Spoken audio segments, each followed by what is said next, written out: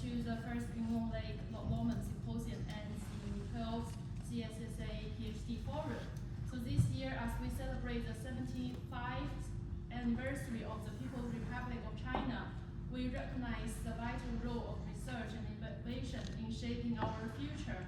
And the theme of this forum, underground energy development and storage, is timely and crucial as we tackle global challenges around energy security and sustainability.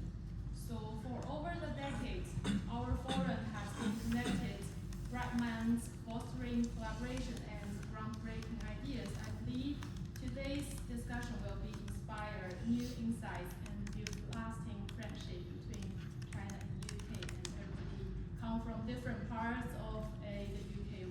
I think we experience a different weather. So we have people from Aberdeen and people from different areas. So we hope everyone can enjoy this symposium and have a great fun. Okay? And so the first speaker will be Dr. Ling-Shu Hu, and I'll pass to the two co-chairs for this afternoon session. Right?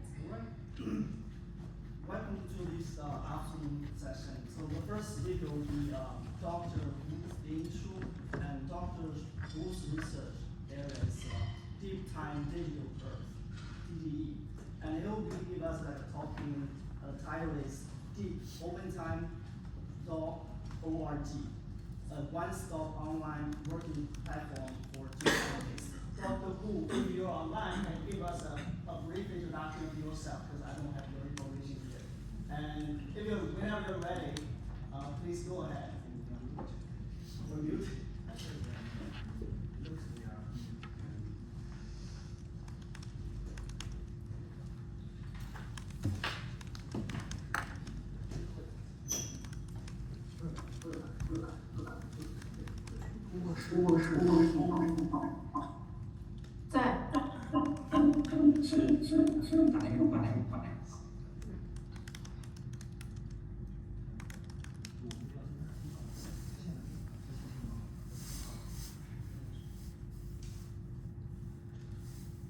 博士，我们会静音啊，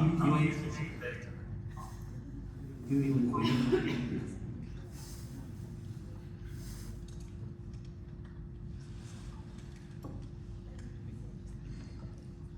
博士，你开始吧。好。可以看到我屏幕吗？喂，可以看到吗？可以 ，OK。Okay. So let's is good to start. Okay. Thank you everyone, and good morning and good afternoon everyone. I'm Ling-Shu Hu from School of Sciences of Zhejiang University in China, and I work for the DDE, especially in the DDE platform group now. And it is with great pleasure to illustrate the DEEP platform to you, which is a one-stop online research platform for geoscientists, and it's also the main product provided by DDE. First and foremost, it is widely acknowledged that geoscience has firmly stepped into the era of data-driven research. The DDE Knowledge Group conducted an in-depth analysis of open metadata from 470 geoscience journals spanning the past decade. Their findings reveal a remarkable trend. The proportion of papers featuring data-driven in their keywords has surged by a factor of 8, and while the number of contributing authors has been a 9-fold increase. At the same time, we've noticed that currently the vast repository of deep time data is expanding, characterized by its increasing diversity across disciplines and its comprehensive coverage over various temporal and spatial scales. The challenge we face now is how to help researchers effortlessly leverage the vast array of data available. Therefore, DDE is kicked off in 2019. And DDE is a big science program recognized by IOGS. It is IOGS' the first big science program. And DDE is a pilot project of open science recognized by UNESCO. DD is also an international big science program partially funded by China's central government and local governments and international communities. DD is an international cooperation program involved by science community, industrial, and enterprises. Since its kick-off in 2019, the number of DD's founding members has doubled, including the geological surveys, geological agencies in India, in Russia, in China, and in England, and a lot of, and also the global international geosciences community like CGMW, AAPG, YES Network, etc. A lot of founding members have joined the DDE.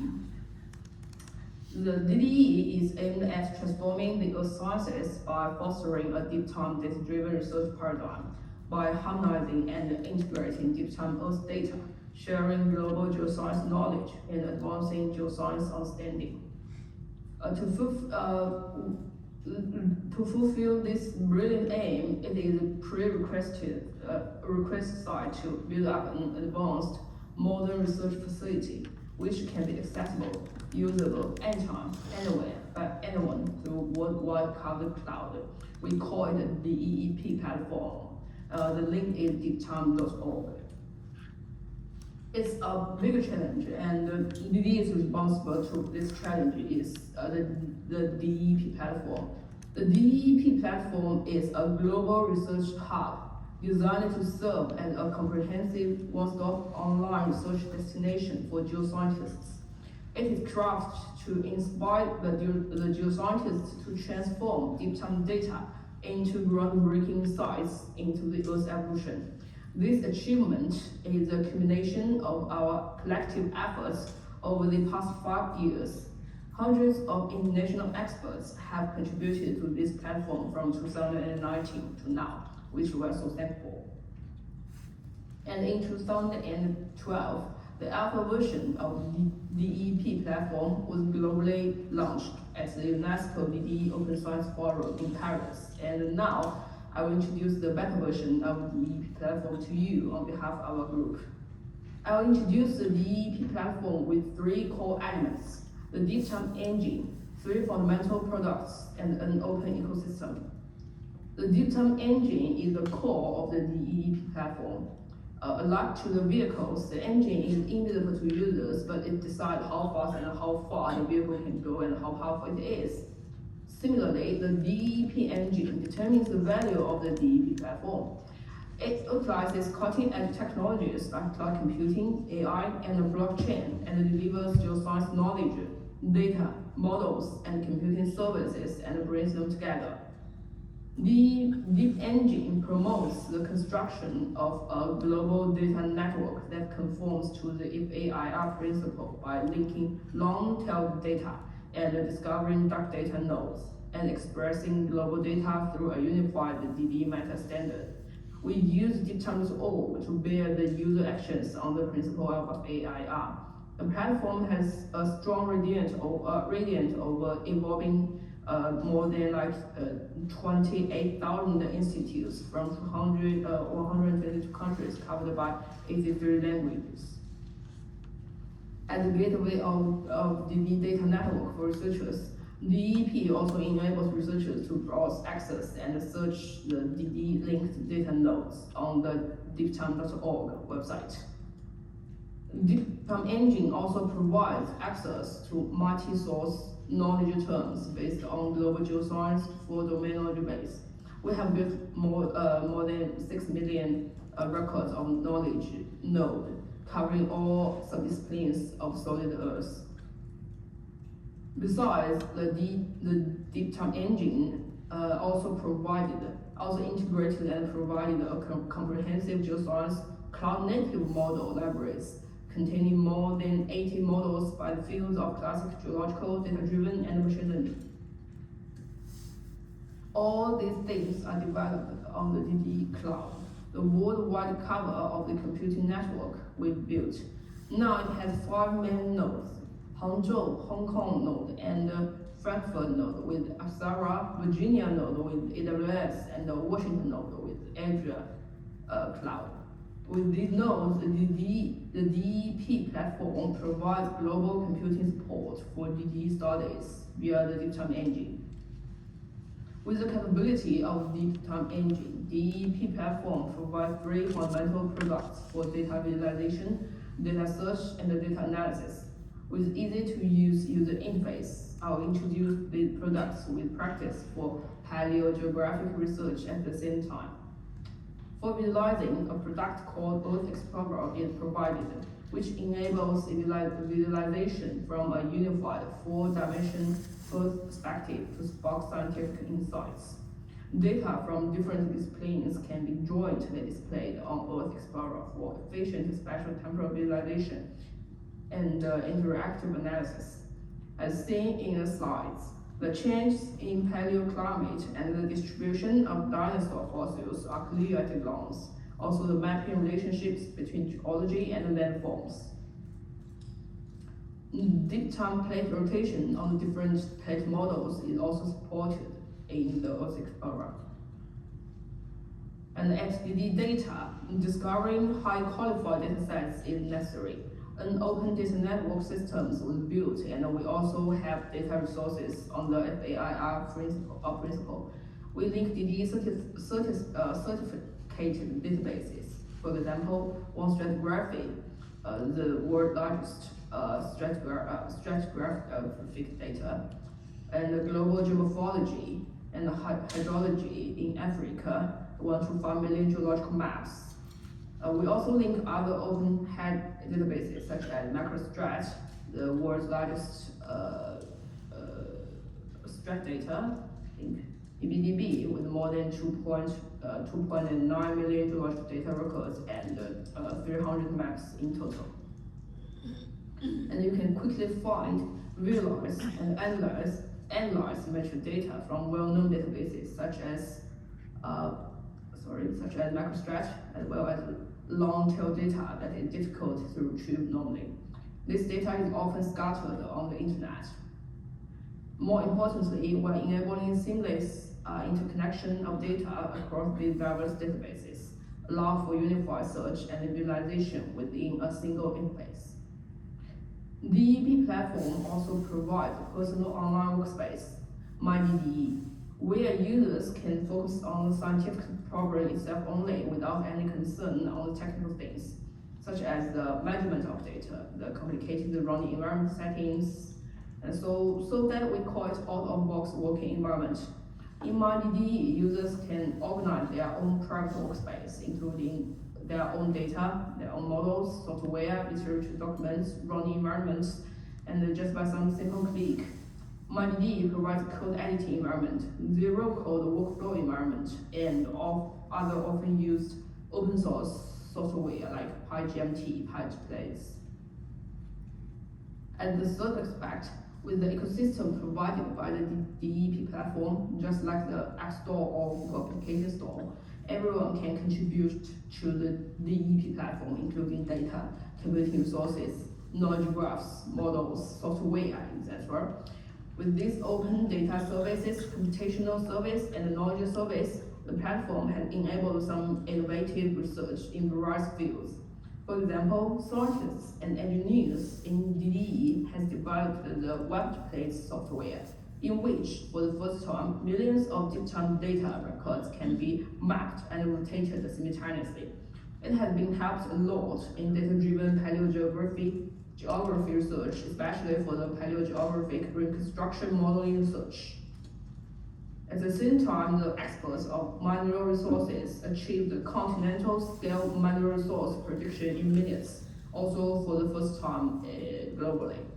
The research area is the East Texas region, which spans over 5 million square kilometers. They have collected more than 9,300 images, around 6.3 terabits in size, along with extensive tectonic and geophysical data to achieve this incredible work. It requires nearly 200 hours to complete the whole analysis process. in the traditional way, but on DD platform, it only costs you 10 minutes. Another case is mapping in geoscience.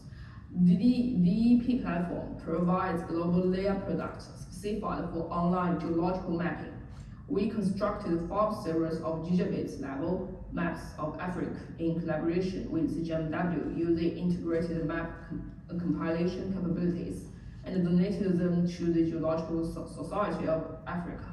Mapping 1 to 5 million geological maps on the DD platform, CGMW once again is regarded to fulfill the mission bestowed upon them over a century ago. There are also many other similar cases. For example, users have created the world's highest resolution global basic landform unit map on the DEP platform because of the powerful computing resources provided and the powerful, the scalable cloud-native models provided by the deep time engine. In summary, the DEP platform is such a product that it is an online working environment where geoscientists can easily visualize, access, analyze data. It is an open research infrastructure, enabling various forms of scientific intelligence to be inspired and exchanged. It is a global collaborative community where scientists from different countries, institutes, and disciplines can share resources and make collaborations to promote innovation and provide solutions to international affairs. And that's all of my presentation, and thank you for your attention. And questions is welcome. Thank you.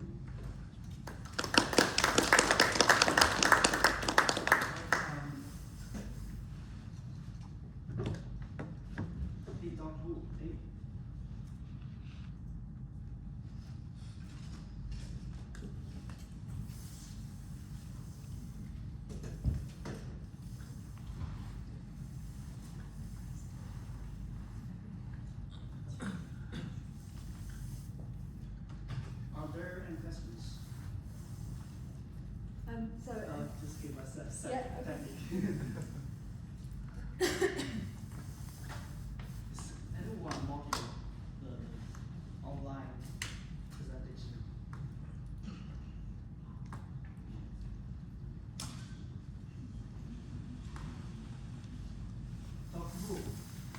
Dr. Wu, can you hear us? Yes, All I'm right. here. All right. We got a question from Professor Zui from Strathclyde, and So very, very impressive project. Really nice to see the progress that's been made. My question is about bias in the data sets. One of the risks of something as impressive as this is that people forget how biased our view of geosciences is. We can only see outcrops that stick out. So for instance, in my area of fault zone geology, we often don't see the faults. So how is DDE going about addressing this kind of bias in the data set? I'm sorry. The voice is not very clear here. Here, and could the hostess repeat the question again, please? Or Is that better? maybe? Can you hear me better now? Yeah, it's better now. Great. Okay. Thank you. I was saying it's an extremely impressive project, and it's really lovely to see the progress that's been made.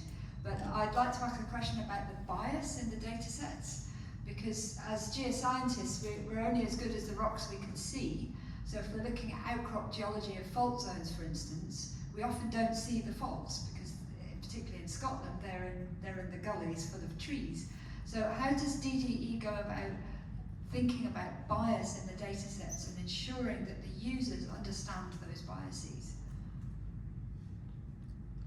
Oh, thank you. This is really a good question.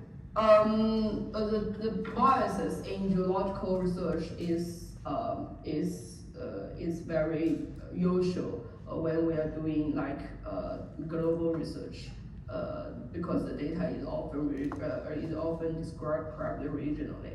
So the knowledge graph is really important when we want the researchers to understand the data from different regions. So in DDE there have been like a DD knowledge group with they put so much effort to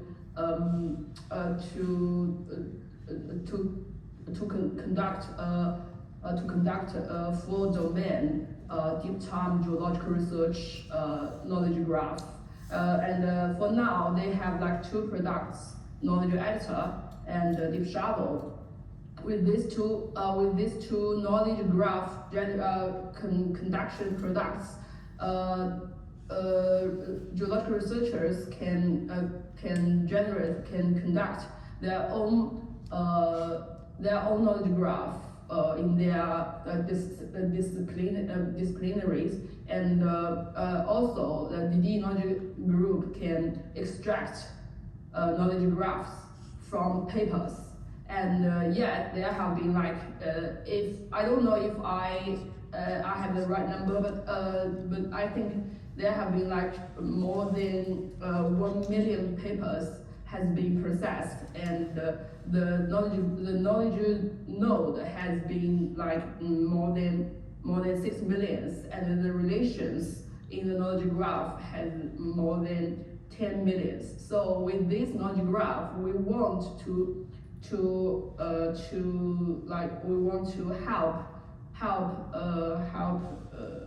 in solving the problem of the data biases in some way. Okay, thanks very much. Are there any questions? Hello, thanks for your very impressive presentation. Actually, I have a quick question about the data set, because my research is partly focused on the analysis of the geohazard and the risk assessment. So we usually use the data set from the NASA, like the satellite images, like the geology data and geomorphic data. And I can see that you have produced a lot of data, and in both the geological and geomorphological data. So I want to know, is there any difference, or do we have any advantages over the satellite data from the NASA or the MODIS data? Because we usually use the data from the NASA website. Oh, thank you for your question. Data is the core asset on the platform, and a lot of scientists have been attracted to use the platform because of the data the platform provided. For the geological data provided on the DP platform, it is a cooperation with the CGMW and the China Geological Survey. It is the world's first 125 globally covered 125 million at the scale 125 seamless data, seamless map, and it is successful. It is successful conducted because the CGMW is a commission that is an open commission that a lot of different countries, that's the geological survey from a lot of different countries has joined. It includes Chinese geological survey, Indian geological survey, British geological survey, and also the American geological survey and the Russian geological survey,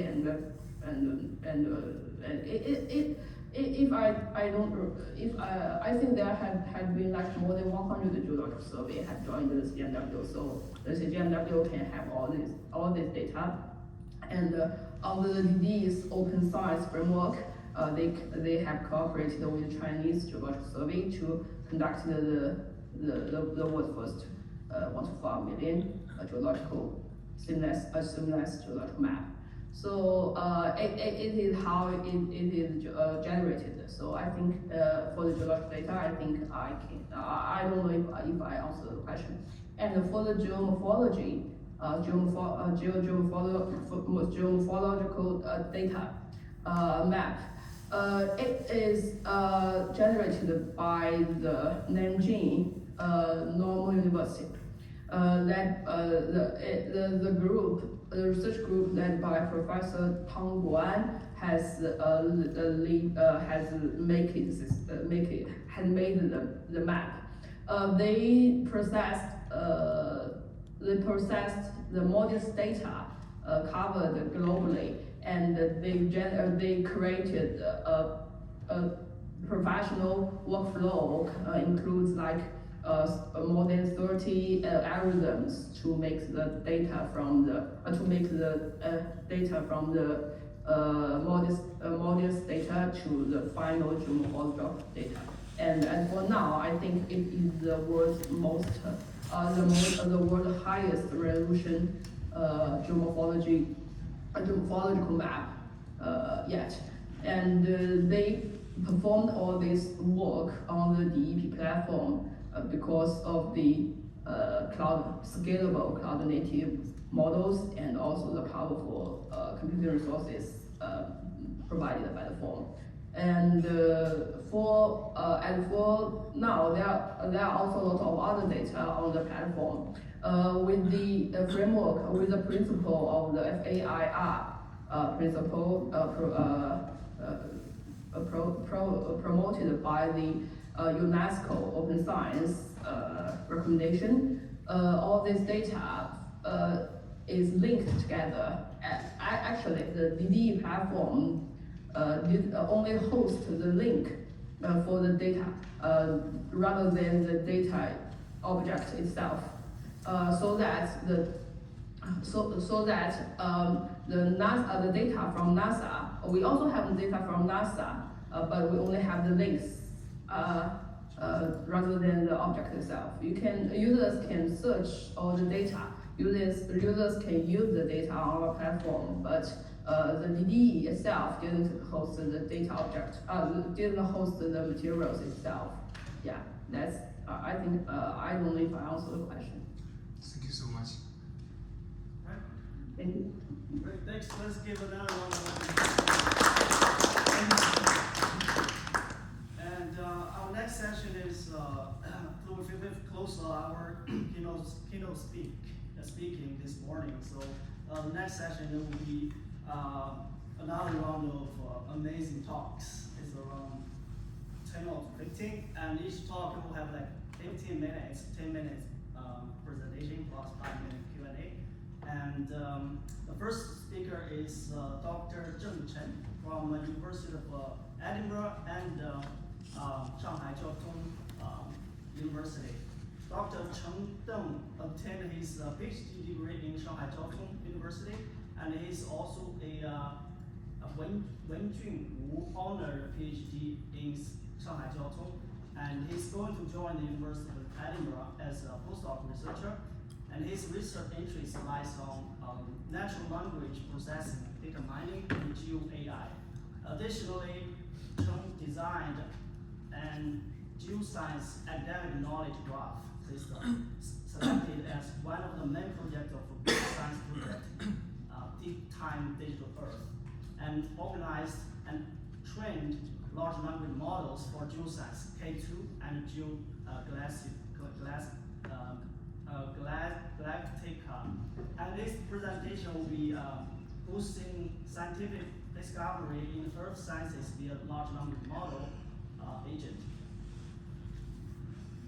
Dr. Zhu is now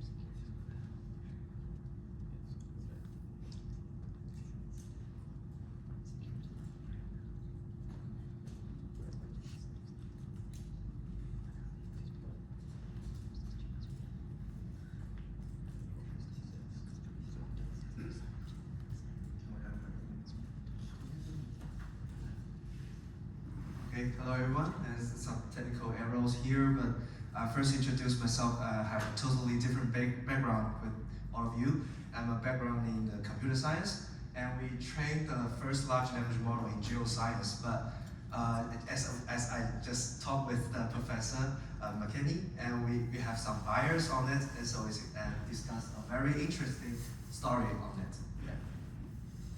So my title is Boosting the Scientific Discovery by Large Language Model Agent.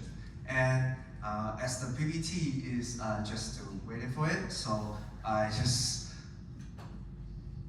okay.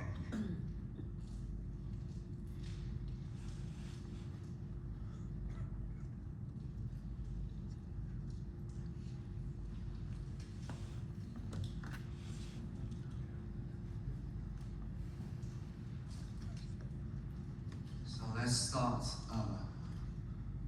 with what? So wait a second, just to use the online meeting.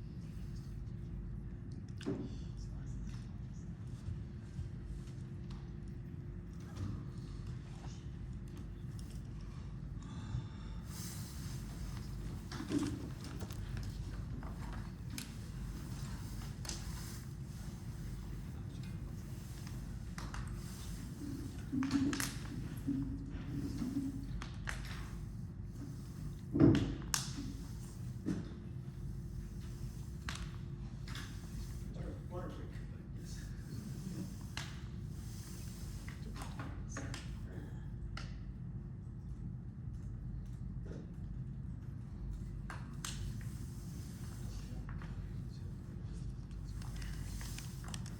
As we can see, the Windows is more general, just like the large language model ChatGPT is more general.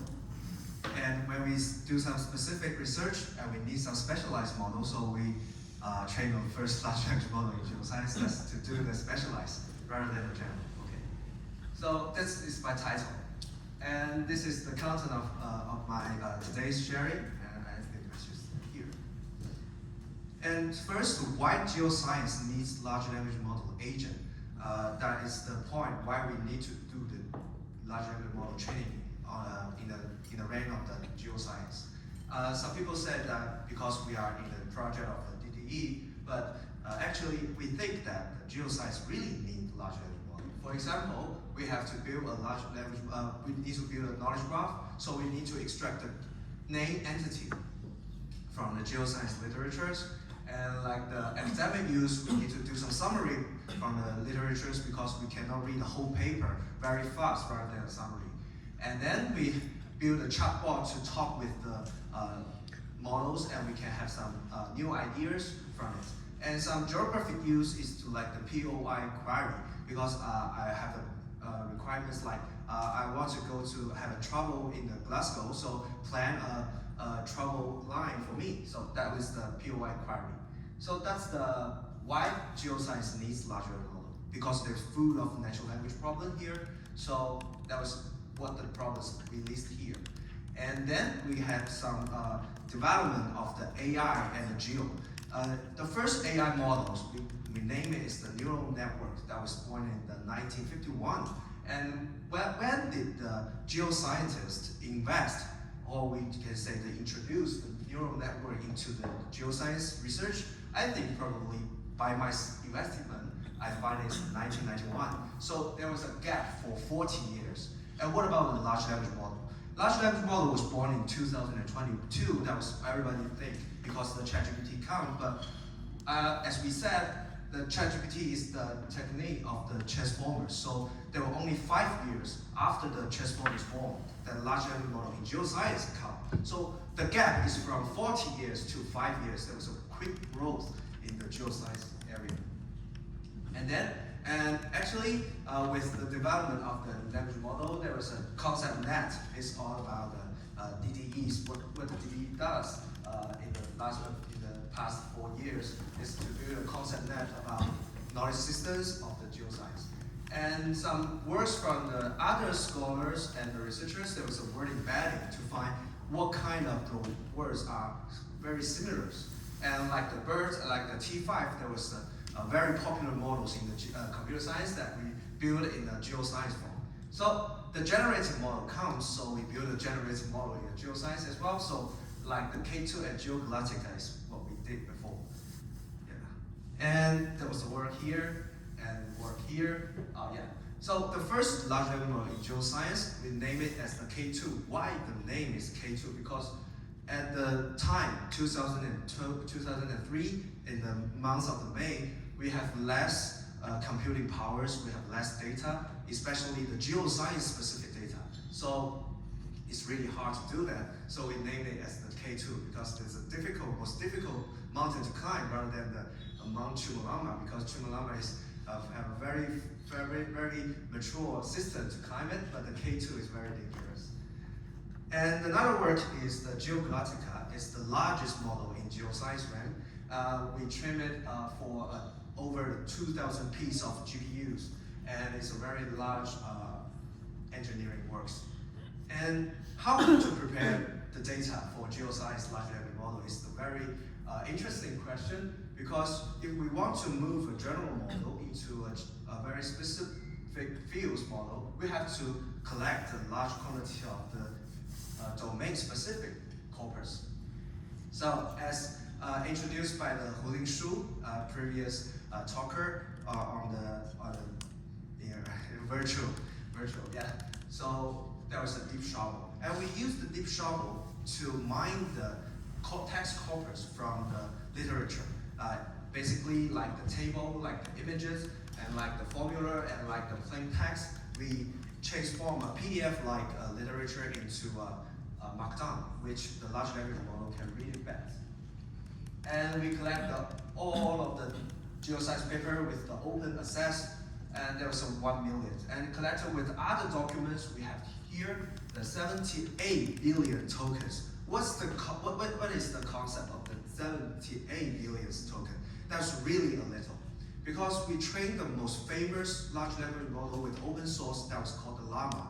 They use 15 trillion, and here is the billion. So it was 1,000 times larger than ours. So that was a domain-specific corpus, which is really small. And as it's small, because the data only express or describe the very little of the real geoscience. So that's where the bias come, because the data is very little. Yeah.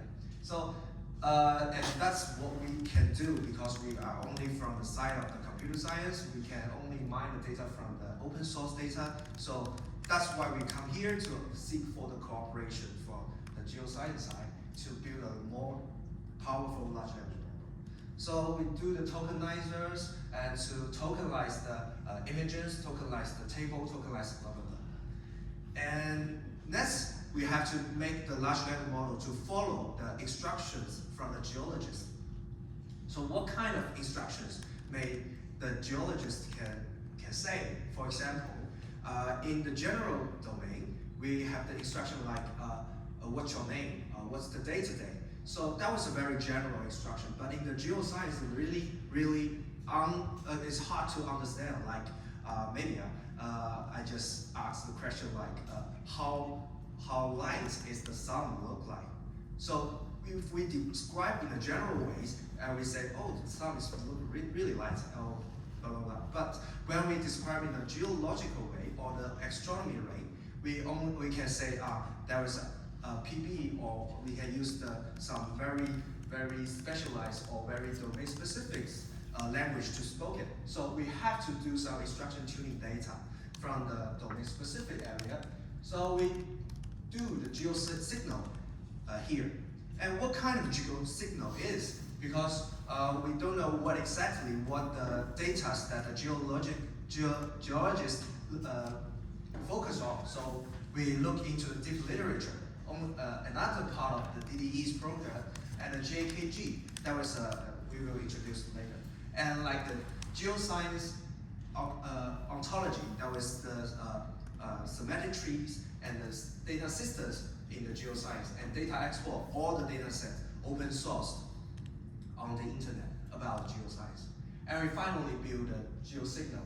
And what exactly does JKG looks like? It's a concept net that we connect two different concepts together and with some relationship.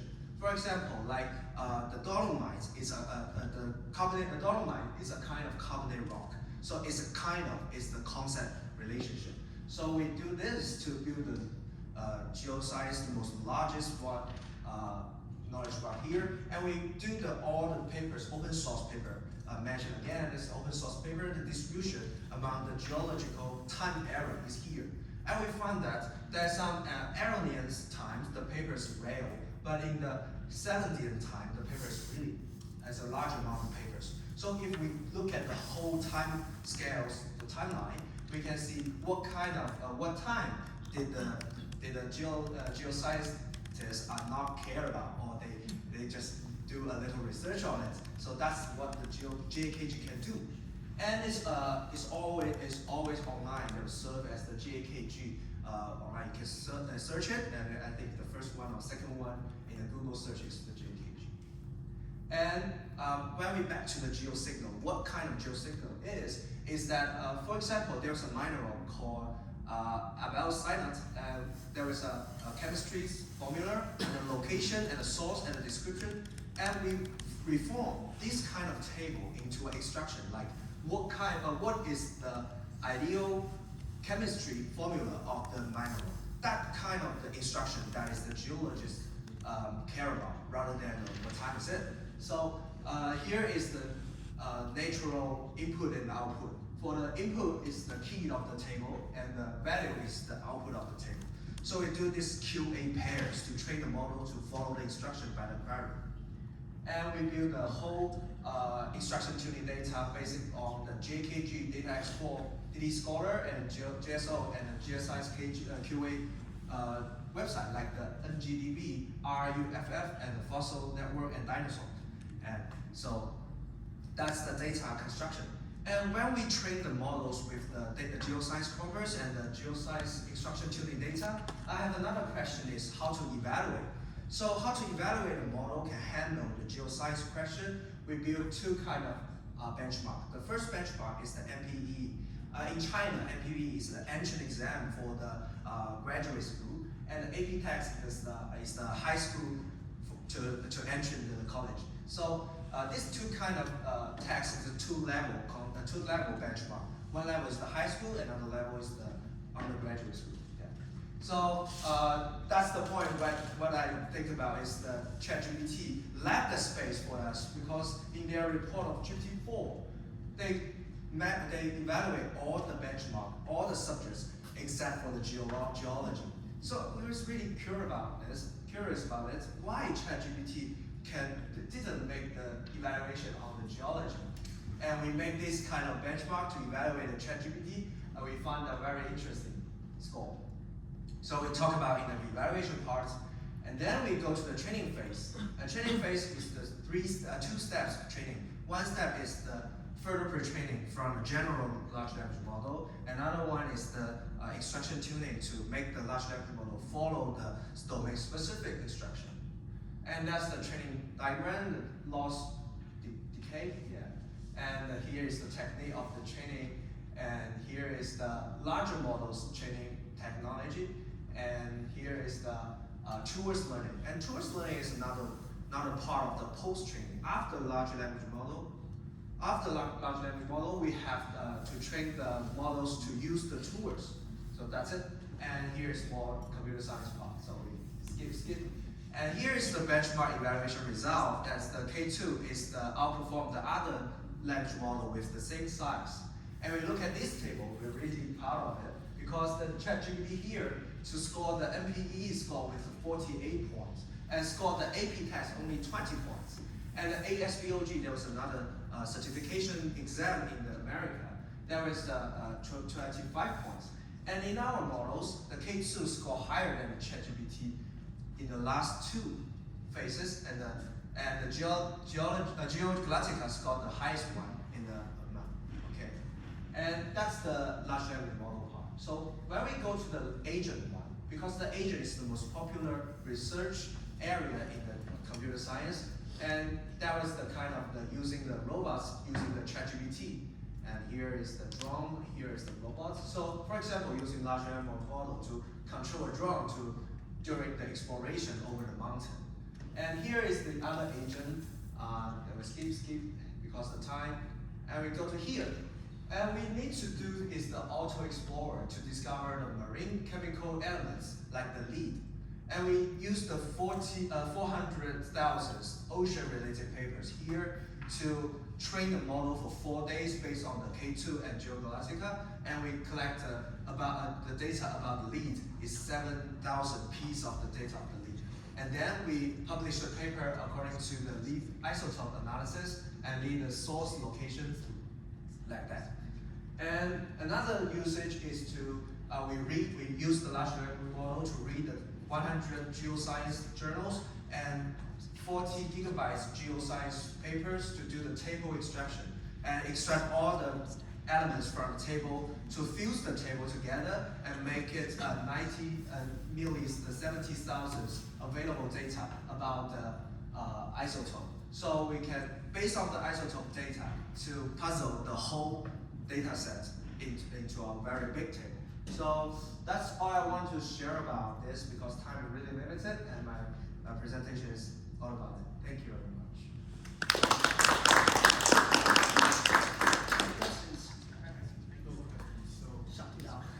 Or yeah. Sorry. Thanks for your presentation, and I'm very curious because I'm from computer science as well. So I know, I think you mentioned you use the LoRa to fine-tune the large language model, right? But I think there are a lot of fine-tuning techniques. So, but why you choose LoRa? And have you compared LoRa with other fine-tuning techniques like instruction fine-tuning, right? A very good question. And I have to say, before the other form of fine-tuning methods comes, the K2 is born. Yeah, in the very, very beginning, because the llama come out 1 week, the K2 is born. Okay. Yeah, so we only use the LoRa. And right now, we know there's many training techniques like QLoRa's and something else. I think I have a better performance. Yeah, thank you so much. We have another question.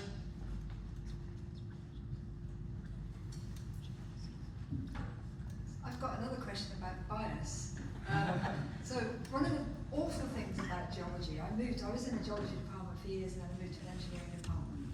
In engineering, words mean something. They mean something about the mechanical properties or the flow properties of a material. In geology, words mean almost nothing. You know, that mineral Abelsonite was just named after some bloke called Abelson, and you have no idea what its mechanical properties are. Engineers find this insanely frustrating. The other problem with geology is we use the same word for the different things, and different words for the same things. How do you pull apart all of this terminology? And are there language-specific differences? So do Italians describe rocks differently than people from Malawi because their language is different? Yes, I use this.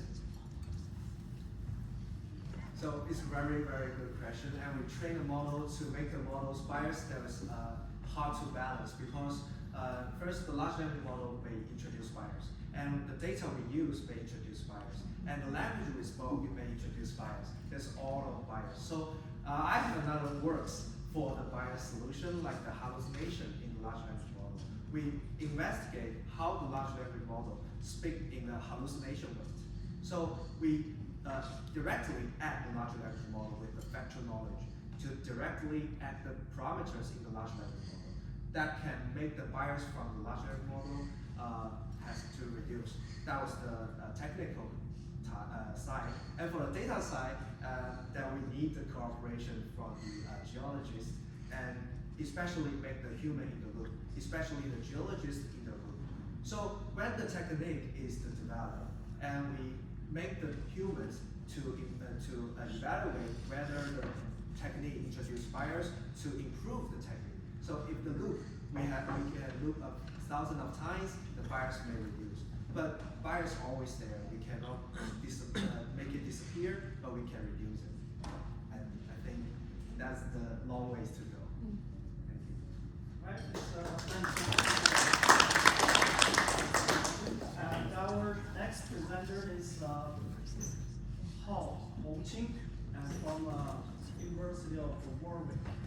And Hongqing is a PhD candidate at Energy Innovation Center at University of Warwick, and he's also the president of Chinese and Scholars Association, CISA Warwick.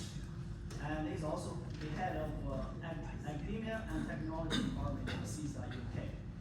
And Hongqing will be presenting pre-lithiation strategy of lithium-ion capacitor and applications in underground energy storage.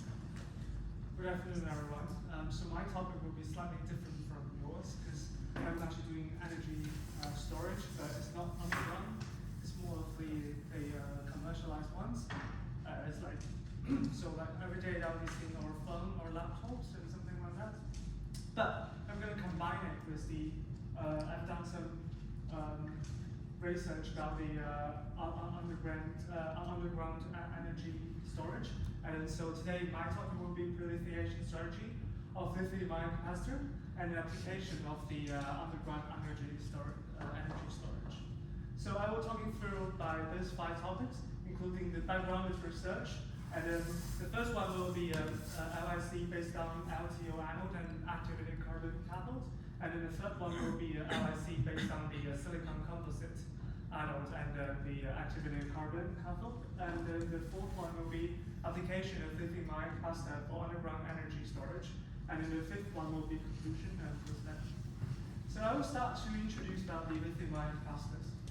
So the application of lithium-ion capacitors, including the including transportation, renewable energy, ports, and backup power supply, mechanical equipment, and then the underground energy storage. For the underground energy storage, it can do the startup assistance, power compensation, power peak reduction, and then energy management optimization.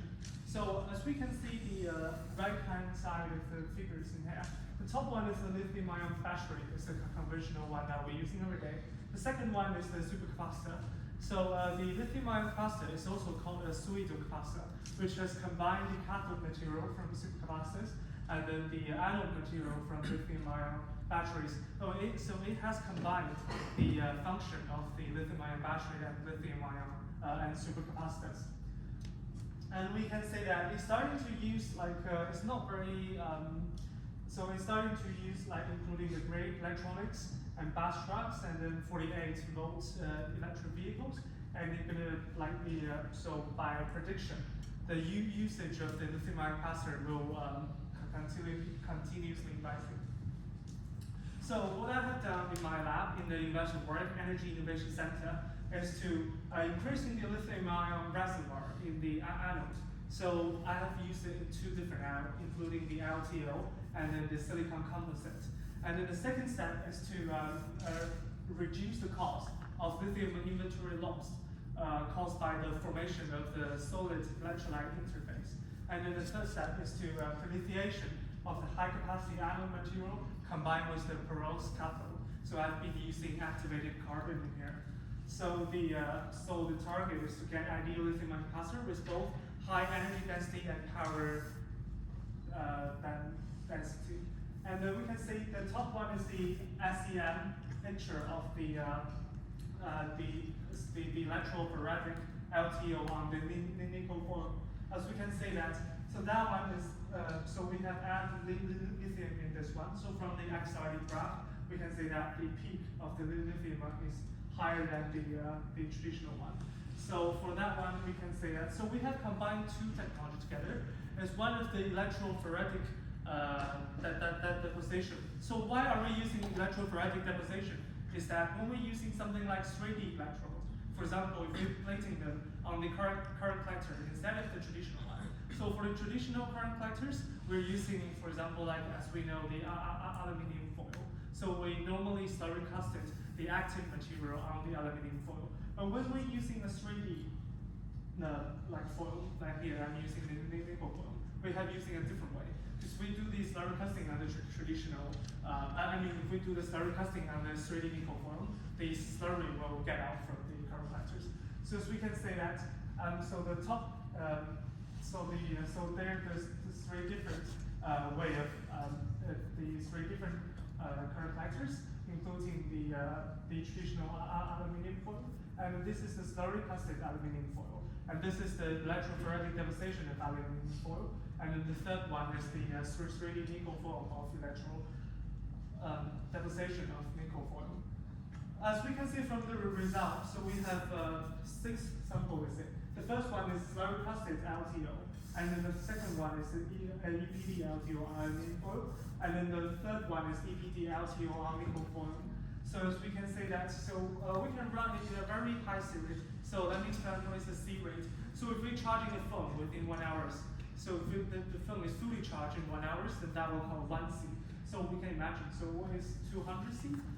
So we can charge something fully charged by 1/200. So it's very, very quick. So that is cannot done by a lithium-ion, a lithium-ion battery, which can be done by a lithium-ion capacitor. And we can say that after the Coulombic efficiency is very high, and then the capacitance retention, and then the Coulombic efficiency of the LIC, and then the red line is highest, which remains about the 80% of the initial capacity after 2,000 cycles, and that one is the prethiated EPD LTO on the aluminum foil. And then the third one in the electrochemical field, we call them the radical plot. So you can see the blue line. So this, the x-axis is the power density, and then the y-axis is the energy density. So after prethiation and you using the EPD of the electrolyte, so we can see that the blue one, which is prethiated, EPD LTO on the nickel foil, it has both higher power density and energy density. And then the second electrode that have been the second electrode that I've been using is the silicon composite.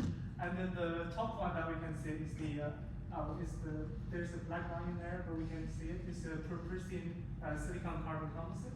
And then so the first stage is to partially lithiate the silicon carbon composite, and then the third one is the fully lithiated carbon composite. But the problem with the silicon is that it has a huge volume expansion when you're trying to lithiate it. Because we can see from that diagram is that this is the core of the silicon, and then when we do lithiation of the silicon, which is to increasing the amount of lithium in it. So we're doing the prethiation by an electrochemical way, which is to charge it. So it has become very large. And then, but the problem is that when we doing the discharge, so it's with the lithiating, there will be cracks in here. So we can say that. So there's a significant volume so there will be a significant volume change of the silicon composite during charge and discharge. And so we have compared the different state of charge of using the prethiation for the silicon. And we can see the top one is so we didn't prethiate at all. This is a pristine sample. And then the second one is to prethiate and to 80%. And then the third one is to fully lithiate it. So we will see that at the different prethiation stage, it will significantly boost the capacity of the cell based on silicon and carbon composite. And so we can see the cell capacity of the unprethiated one is only 0.2 milliamp per gram, and then the 80% of prethiation is around 61 milliamp hour per grams, and then the fully lithiated one is 65 milliamp hour per grams. So which means that the prethiation will significantly boost the capacitance of the silicon carbon composite. So why we call this as a capacitance instead of capacity? So basically, we're using the terms of the, so when we're doing lithium battery, we call it capacity. When we're using capacitors, we call it capacitance. And then this is the performance of the LIC based on the silicon carbon composite. As you can say that this is the charge capacitance, and this is the discharge capacitance, and this is the so initial loss is the first charge and discharge loss during the first cycle, and then this is the initial leak efficiency. And we can say that so the blue line, the light blue line is 100% is the purification of the silicon carbon composite, and it has the both in terms of the specific power, specific capacity, it has the best performance. And as we can say that, so during the different C rates, so as we can say from 0.1 C to 50 C, and then the fully purified one also has the best capacity. And this is the cycle capacitance retention. It also has the best performance as well. So that is the performance of the LIC with the combination of electrophoretic deposition and then the purification technology. And now I'm going to tell, so because basically I have done some research about the relationship between the lithium-ion capacitor combined with the underground energy storage. And here we can see some of the applications that we can use the LIC into the underground energy storage. And then the first one is the startup assistance. So like for underground energy systems, and then it can provide instantaneous power during the startup phase of the energy storage system to ensure the normal operation of the equipment. So basically, because what I've mentioned before, the difference between the capacitor, lithium-ion capacitor, and lithium battery is that the lithium-ion capacitor can offer a very high power at a very short amount of time, which is the lithium-ion battery cannot do that. For example, as you mentioned, we can charge a phone. Like the fastest time we can charge a phone nowadays is around half an hour, so we can like charge a phone, fully charging for half an hour. But imagine if you want to charge up your phone in 1 minute from 0% of the battery to full is basically impossible, but we can do that in the LIC. Okay, so and then the second thing is about the dynamic regulation and the instantaneous power concentration, and then the third thing is about the power smoothing. So the output power of underground, so we can absorb the real and short-term power fluctuations to make the overall output of power more stable, and improve the stability of the system, access the grid, and reduce the impact of the fluctuation of the power. And it can also help with the energy management optimization. So because of the supercapacitors, they can help with optimization of the energy management strategies, and then so the LICs can also handle some short-term the power shortage or anything like that. So we can connect them with the lithium battery system just to like boost the energy during a short term of the energy addition. And then it can also help with the system safety and the redundancy. So LICs can enhance.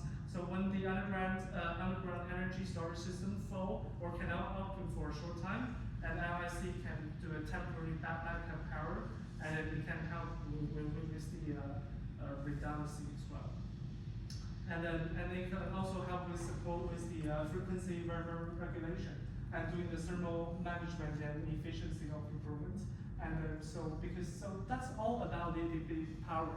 So imagine if you have something in a short time and you want to smooth the system, and then to have the addition power in a very short amount of time, the LIC is also always a good choice. And and that one is about the power peak reduction. So because in the energy storage system, power peaks will increase system load and operating pressure. So LIC can be used to handling power peaks and then reduce the impact of the peak on underground energy storage system and improve the life and reliability of underground energy storage system. So this is the illustration of the. Okay, no problem. So that's some conclusion that I've drawn before, including the LIC, and that is the lithium capacitor can be widely used in deep earth energy storage and can be very promising in the future. And thank you very much for your attention.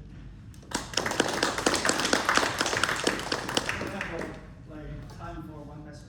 Yeah. Maybe two. Okay.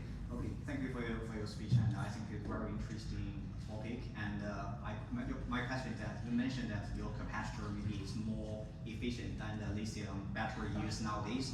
But for the lithium batteries, I think in the future we will make it lighter. So I wonder how light can your capacitor be achieved, because it can save some energy of the car. Because you operate on the road, it will cost you a lot of energy if it's very heavy. Okay, I mean that is a very interesting question, because how light is dependent on the size. Yeah. For example, you have, your battery for laptop and your battery for for different things is quite different. And then, so basically, I mean, the light of the lithium capacitor is very similar to a lithium battery. So how light the lithium battery can be is that how light the LIC will be.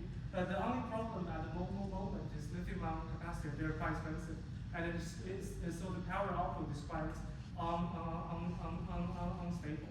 So that is why that we were mentioned about for purification and using different techniques instead of starting casting. So we're trying like electrophoretic deposition or electric spray coating. So by using different things. But I'll think about your question. So you were mentioning about the weight, the light weight. So because we're using the same material as the current collectors and electro materials, and it's very similar to a lithium-ion battery. So the ultimate about the light weight of the lithium-ion capacitor can be the same as lithium-ion batteries as well. Thank you. All right, I'll run out of time, and if you have any questions, we can get to him after this thing. Thank you very much. Thanks again for my presentation.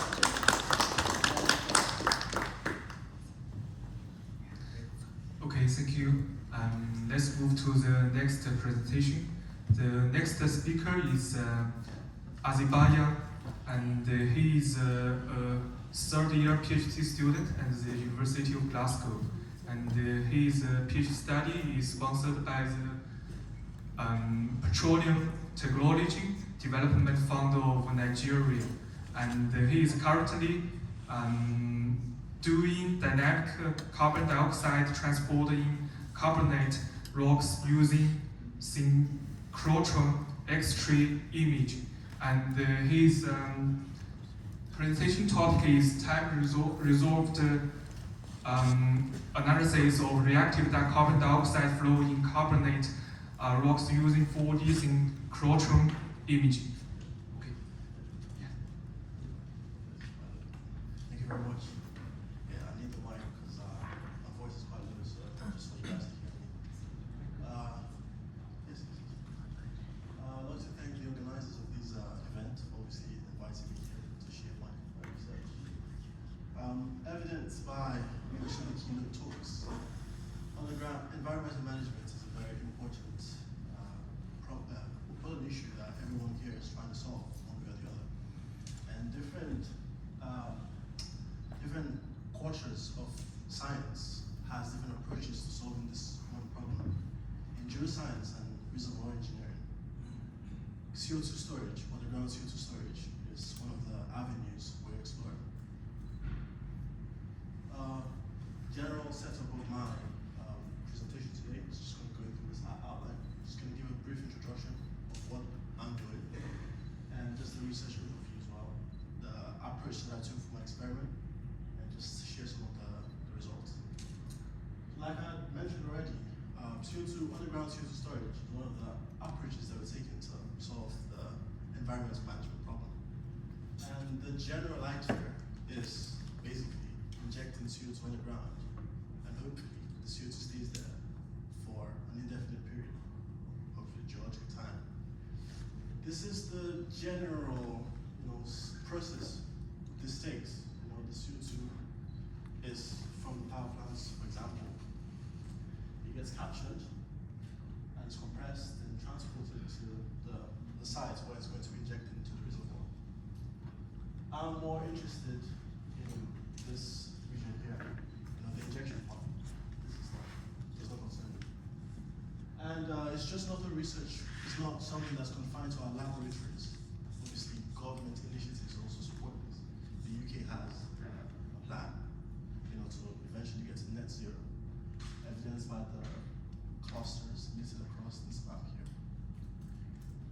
Well, what I'm more interested in is what happens when the CO2 is injected into the reservoir. In this case, most reservoirs ubiquitously contain formation water. And when you inject the CO2 into these reservoirs, the CO2 will react with this water to form carbonic acid. And this carbonic acid as well would in turn react with the calcite minerals. In the case of carbonate rocks, this could potentially dissolve the rock or, over time, also lead to the precipitation of new minerals. And as you can expect with most geological processes, this can obviously create something or it can cause a specific effect, right? It could be a positive effect or a negative effect. In this case, and this effect could generally, when this reaction happens, it could obviously affect the integrity of the rock. And this is what I'm interested in. In this case, we've designed an experiment where we injected CO2 or CO2 saturated brine into limestone, Indiana limestone, a carbonate rock. And we basically wanted to visualize what happens when this carbonic acid reacts to the calcites. And what exactly does that mean for CO2 trapping? Obviously, as you can expect, when acid interacts with something, even with our skin, it usually may dissolve or cause a harm to our skin.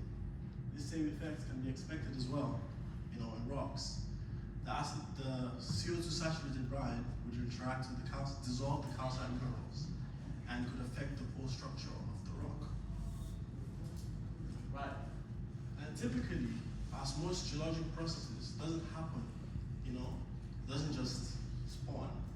It goes through like a sequence. It happens. A lot of things happen for us to actually eventually see that process. Most lab-based experiments cannot visualize this process because micro-CTs are limited by the time scale. Lab-based micro-CTs, you cannot visualize how the reactive transport occurs and the resulting effect. What I'm trying to do is obviously to give a visualization of this process, a dynamic process from the injection of the CO2 saturated brine and how it dissolves the mineral grain, and eventually obviously you can see the effects of that. Right, so we combined core flooding setup with synchrotron CT. Obviously the core flooding here is to inject the CO2 saturated brine into the limestone rock. Then use the synchrotron CT to visualize what goes on throughout the entire process.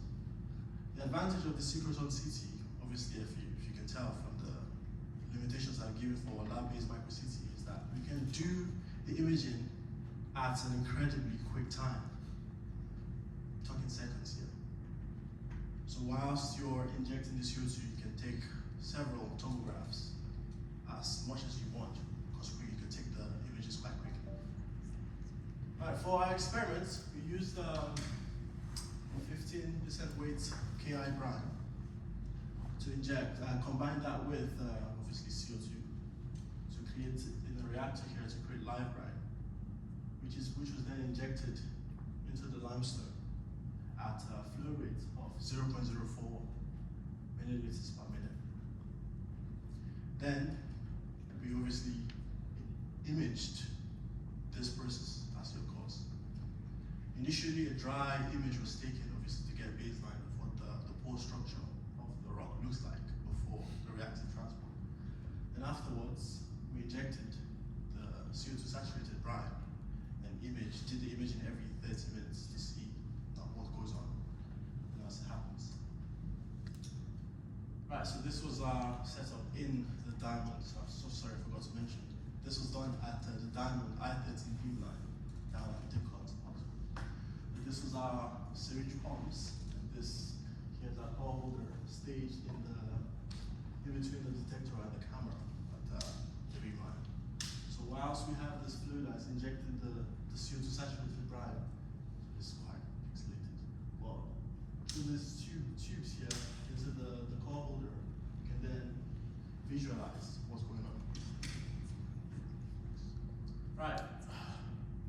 So generally, this is what the image would look like.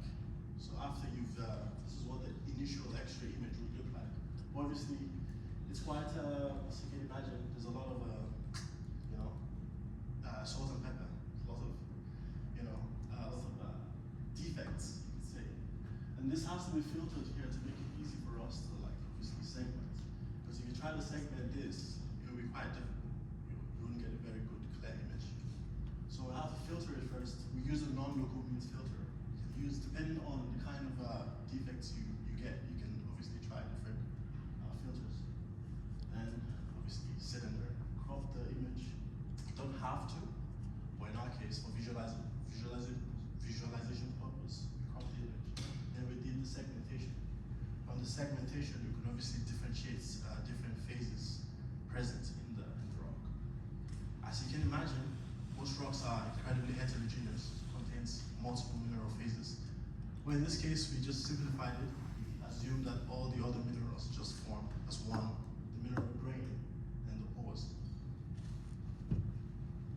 Right, so this here just shows the progression of the pore evolution as a result of the reactive transfer. This here is the initial image that we took, the dry image before reactive transport. You can see the number of connected pores present compared to the non-connected or the isolated pores. After 90 minutes of reactive transport, you can see that the CO2 saturated brine has already started to dissolve some of the mineral grains. And you can see that evidently most of the pores became more connected, as the mineral grains in between pores are becoming more dissolved, becoming more connected. Over time, after 210 minutes, you can see more connection between the pores, so more dissolution has happened. And you can see that almost all the pores here are now becoming more connected. Obviously, the process continues. We have about 11 different images, but for the sake of this presentation, I just simplified it just 4. Alright, so you can see a 3D volume render of what this looks like. I think this will resonate with more people here. You can see, as a result of the reactive transport, you can see the pores are, the mineral grain here is obviously being dissolved, the pores are enlarging. Right, so what does this mean exactly? So when, obviously as you can imagine, this obviously has an effect on the properties, physical properties of the rock. And as a result of the connection, due to reactive transport, the porosity of the rock increased throughout the experiment by about 100%. So from 8% initially, about 16% at the end of our experiment. We used a single phase model to model the permeability as well. We see a similar trend because most of the pores are becoming more connected. I'll have to skip this because I don't have any more time. But what does this mean exactly for CO2 trapping? So we used a simulation, obviously, to compare CO2 injection at different stages of the reactive transport process. So this was done through a series of drainage and inhibition experiments. The drainage basically is when CO2 is being injected and displaces water in the reservoir. Inhibition is the reverse, where water obviously gets rejected and displaces the CO2, then eventually traps wherever CO2 remains. Okay. The initial, this is the dry, the initial, compared with the dry and the end of the reactive transport, the entry pressure for CO2 during drainage reduced significantly. So basically, the entry pressure is how much pressure is needed to invade a specific pore. And most times when you're doing the injection, the larger pores become invaded first before. So obviously, the smaller the pore, the more pressure you would need. So, but as the pores expand due to reactive transport, the amount of pressure that you need to invade reduces as well. Similarly, the volume of CO2 that was injected during drainage increased because obviously as the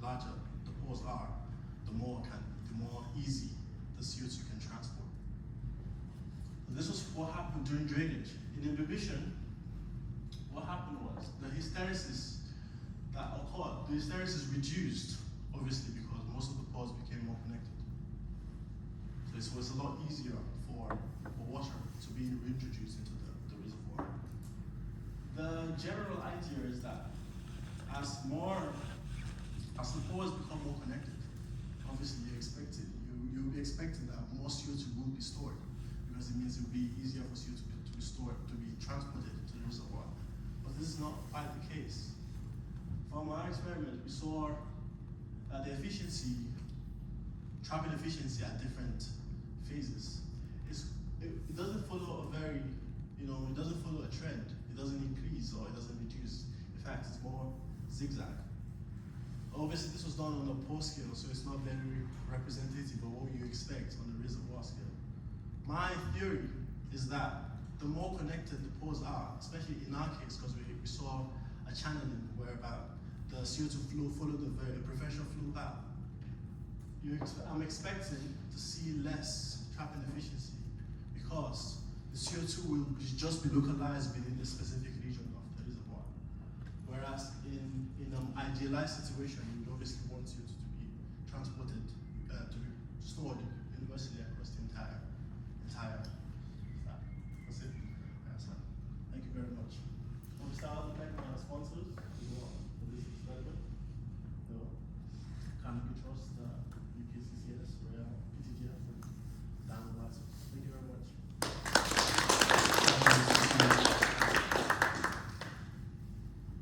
And I think we have time for a very quick question. Is there any question from the audience? No? Yeah. Well, Yeah. that was really interesting talk. I think, how do you think it will scale? I mean, you've obviously been doing your experiments on the core scale, and what's your thoughts about the, shall we say, the more macro scale? So the main concern that I have personally, is obviously because of the channeling effect as a result of the reactive transport flow. Obviously, CO2 is being localized within a specific region of the reservoir, which isn't good because you expect you get to a situation where you have a reservoir that has a certain capacity, but the CO2 cannot contain that that capacity that it has because it's localized within a specific region as opposed to being stored across the entire reservoir. Similarly, in a situation where the pores become more connected and they obviously get connected to a fracture, that can allow for CO2 to get mobilized, eventually can lead to leaking as well.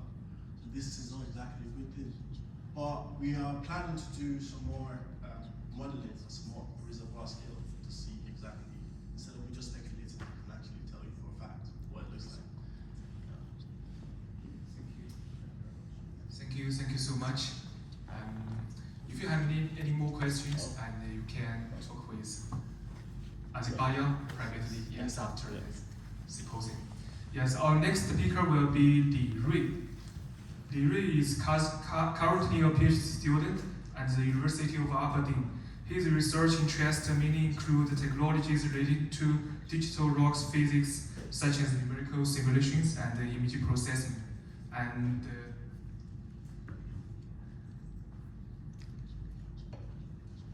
his topic is image-based modeling of rock deformation under low stress levels. So welcome.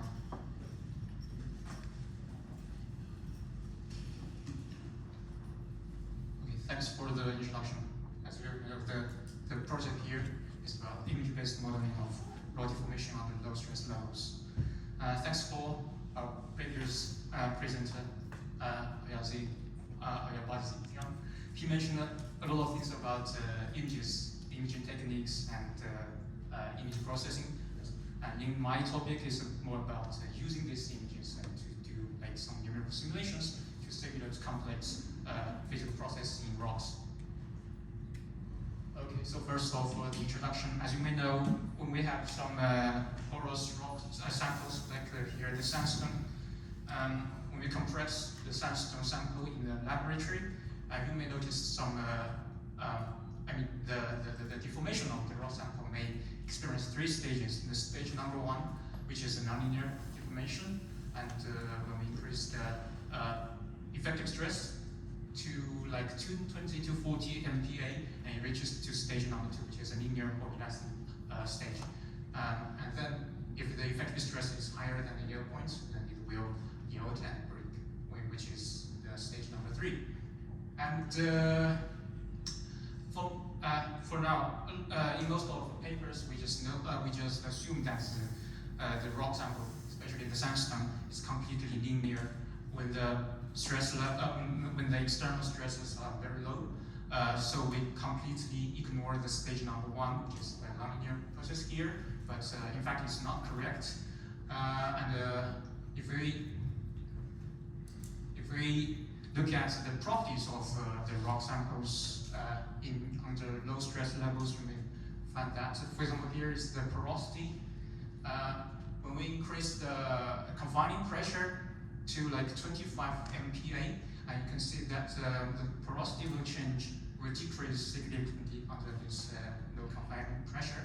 And another property is like the P wave and S wave, which are the sound wave velocities, which shows the stiffness of the rock sample, and they also change significantly under low confining pressure. So what happens in this stage number 1? Some researchers have found that here, the black phase, like here, the black phase is the solid, and the white phase is the pore. And when we apply some external pressure to compress the rock, and you can find which are shown in the circle, some like narrow green interfaces and micro cracks close, and this causes this nonlinear deformation in this stage number 1. So basically, in practice, we cannot neglect this stage number 1 because in terms of the physical properties, they change a lot. And in industrial applications, like if we extract or produce some liquids from the field, we increase the effective stress of the reservoir, and potentially we will change the effective properties of the rock a lot, and they might cause a lot of other issues. So the key here, basically currently there's no good way to model this deformation under this stage number 1. So we're gonna model that, and the key here is to properly consider this pore closure effect under confining pressure. And so with the advancement of the imaging techniques, we can use some technique like with combining the use of imaging techniques. We use some micro-CT images, and we construct the raw models based on these images and do some different explanations. And this the main advantages of this technique is first, it's non-destructive. It can you will not destroy the rock sample, and secondly, it can contain a lot of detailed rock structures extracted from the high-resolution images. And the third one, we can apply multiple different neural explanations to predict various rock physical properties and to model complex rock deformation and other properties like fluid flow. So a general outflow of this image-based modeling. First, we have this rock sample, and we use some imaging techniques and micro-CT to scan the rock images. And after that, we apply some filters to enhance the quality of the images, and we segment the rock images into different phases. Like if we want to focus on the fluid flow in the rock model, we might need to extract the pore phase and the solid phase as well, so we can do fluid flow simulation in the pore phase domain. And here next step is to apply different neural simulations. Here, as an example, the first one is the fluid flow, and the second one is rock deformation stress-strain relationship. And lastly, from these different simulations, we can quantify different rock physical properties and complex rock deformation process as well.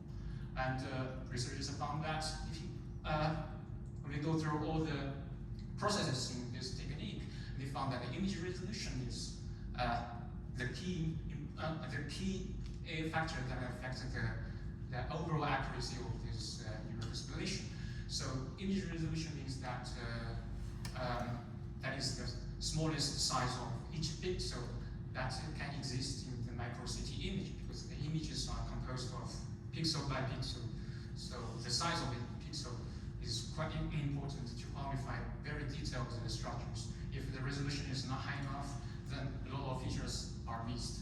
So here we will focus on what happens when we use different resolutions here.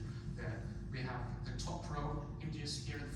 The first one 1 micrometer, the second one 5.32 micrometer, and the last one 13 micrometer. When the number is higher, then the resolution is lower. That means the resolution, the pixel size is larger, so it cannot extract more detailed structures that is smaller than the resolution. So the second row, the bottom row here shows the segmented rock images. The black face is the core, and the white face is the solid matrix. I can see when the resolution is higher, then we can extract more some intragranular pores, and for the macro pores as well, we can see that when the resolution decreases, a lot of solid grains are connected to each other, but essentially, in practice, they are not connected at the high resolution images. And another one is that if we analyze the solid fraction distribution in the images with different resolutions, we have here the 6 micrometer and the 18 micrometer images, and you can find that there's a lot of a wide span or transition region between 0 and 1, which is solid fraction. So that means when the resolution decreases, we can find a lot more pixels that can contain both solid and pore, not just pore or just solid. They just combine a mixture of solid and pore. So that will cause a big issue to our image segmentation and the numerical simulation. So the whole story here, in short, is that there's a trade-off between the computational cost field of view. Because in the numerical simulation, we want our model to be as precise as possible. So we want the resolution to be high enough, but because the limitation of the computational power, we have to use some low resolution images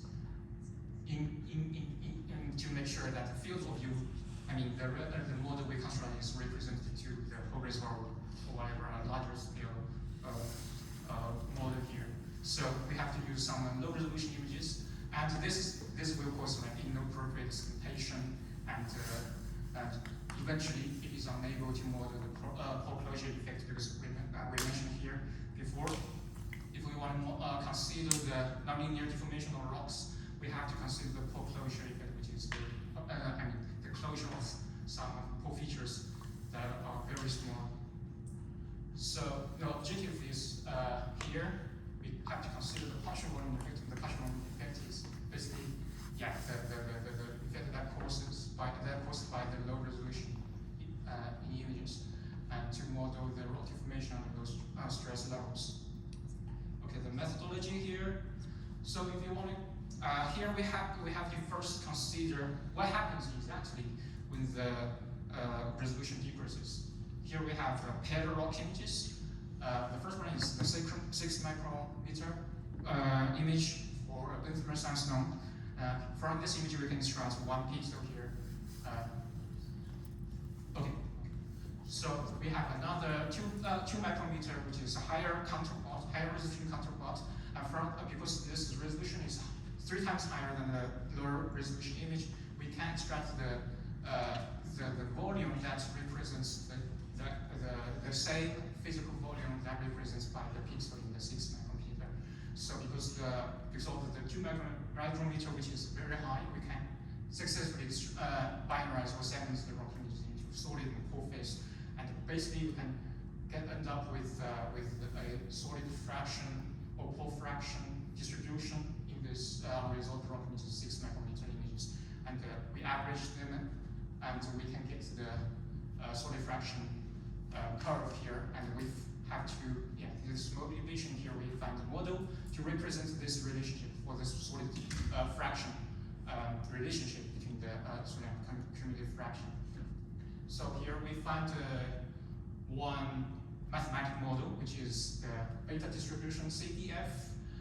This CDF, you can see from the right plot, the right graph, you can see that the CDF here has its x value and y value both ranges from 0 to 1, so which is ideal for our case because our case is a solid fraction, goes from 0 to 1, and cumulative fraction 0 to 1 as well. So the only issue here is about the hyperparameters we have in this equation.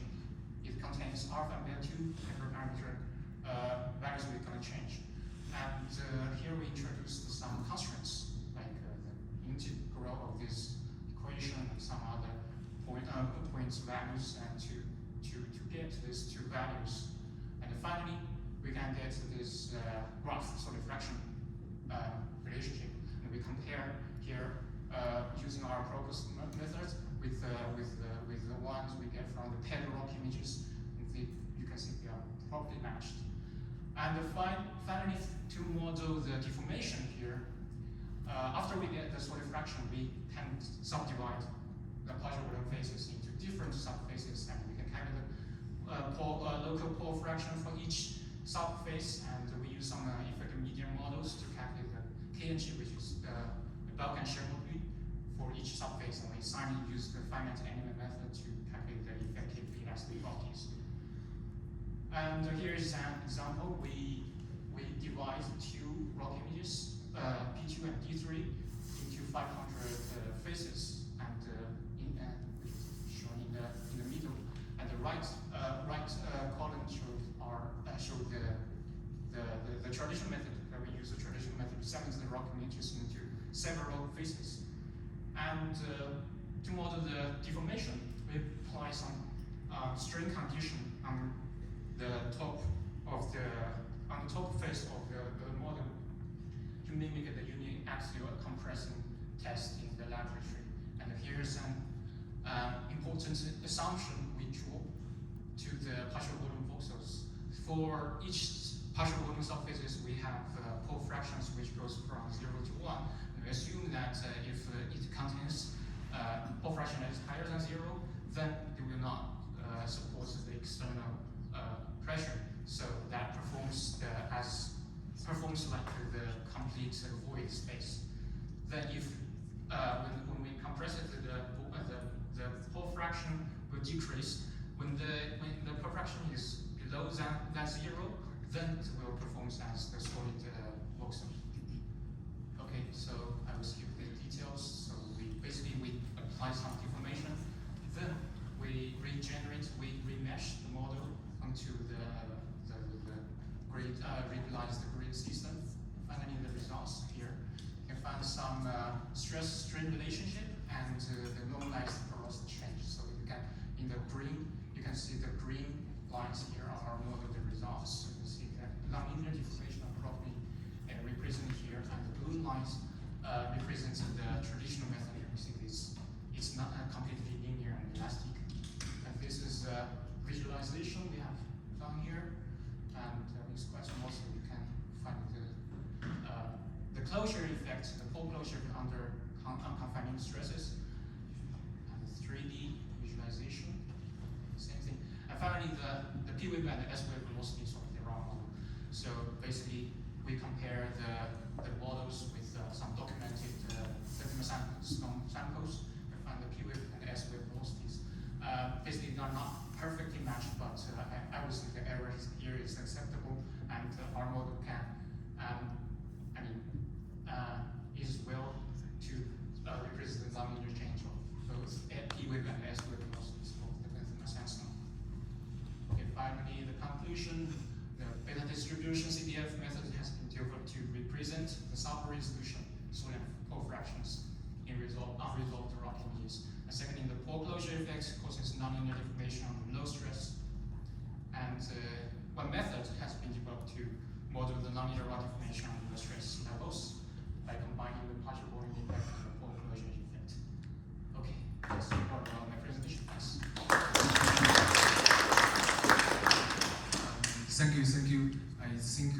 very impressive and comprehensive analysis into the rock deformations.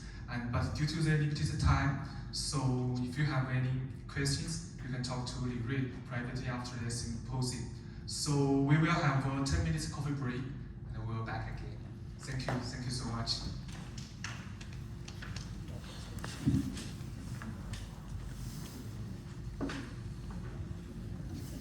I was thinking that the answer is probably definitely done this. But and if not, we can sit down. I was just thinking about how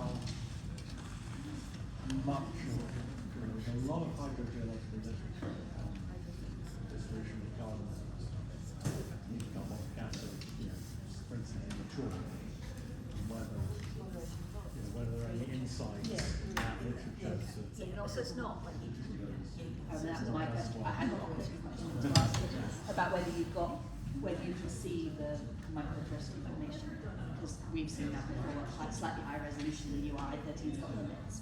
But yeah, because that can get out of chalk when you do the chalk, it's beautiful, it's always lovely fingering dissolution textures. Years ago, I remember a colleague of mine doing some really interesting modelling, which was phenomenally simple, like kind of non-physical. Just a model, yeah. Yeah, just numbers for because chalk tends to form these preferential flare horizons, and basically all of the, shall we say, rock mechanics and all of the the geology and pathology of the whole thing just threw some numbers at it, and they could very easily make these like very simple just really basically saying the larger the pathway, the more likely it is to expand. So very rapidly generated the realistic flow. There's some studies from the Bordeaux group, I think, have done chalk. We've done limestone fingering and wormhole formation in those ones. Yeah, my case is similar to wormhole. Yeah. I think it's probably because of the fluid. And your scale is very small compared to your grain size, so yeah, that was my. What resolution were you working with? I spent 3 years working in diamonds, so I know I-13 backwards, and we've got labs in here, and I've done it, you name it, I've scanned it. We did some stuff, we put some of the post-dissolution experiments on the nano CT at Manchester's, that's 50 nanometer resolution, and it's too heterogeneous to know what you're looking at. That's like with all microscopes, there's higher resolution, the more you see. So trying to do that nested approach might be interesting for yours. There must be at some point at some sort of low point. It's where that partial volume effect thing kicks in about how far you need to go. In yours, his model should work. In that sandstone, it's quartz or it's air, so taking it as a 50% partial volume strength, I don't think's right. If it's a solid piece of quartz, it's as strong as the strongest bit in that pixel. Whereas for your stuff, where you've got partial dissolution, I think that method might work really nicely. What I was thinking is at a certain point, you must come down to the fact that effectively capillary resistance, you can get capillary resistance, the sort of capillary resistance. That's the beauty with the CT, is you can see where your fluids are going and what's actually happening. And actually, once it's small enough, it doesn't really matter anymore. It's just not going to get anything. There are some processes that are some post-scale processes that are not much larger. Yes. That is good. And they're all in that fudge number, aren't they? Wrapped a lot of things in those few numbers in that way. Always like a good fudge. I mean, the problem is to a lot of these force field, right?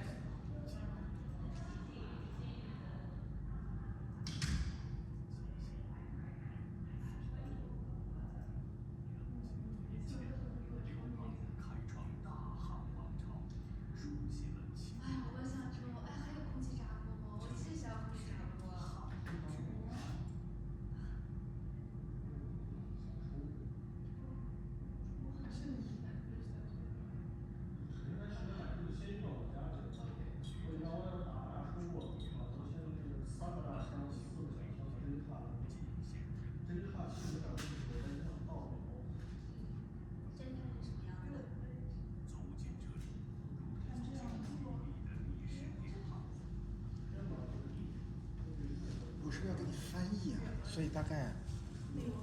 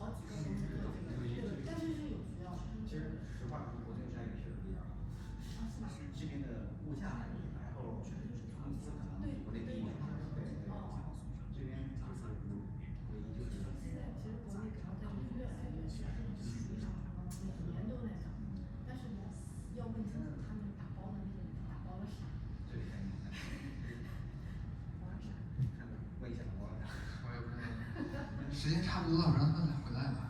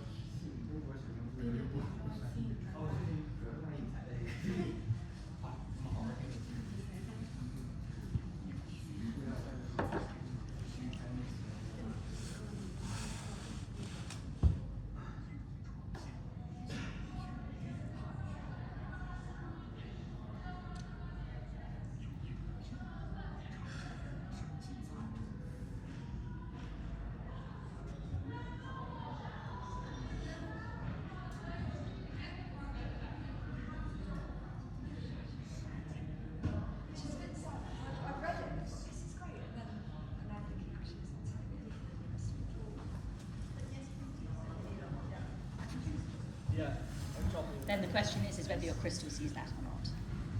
Yes. And that's that's what I've got Brenner working on.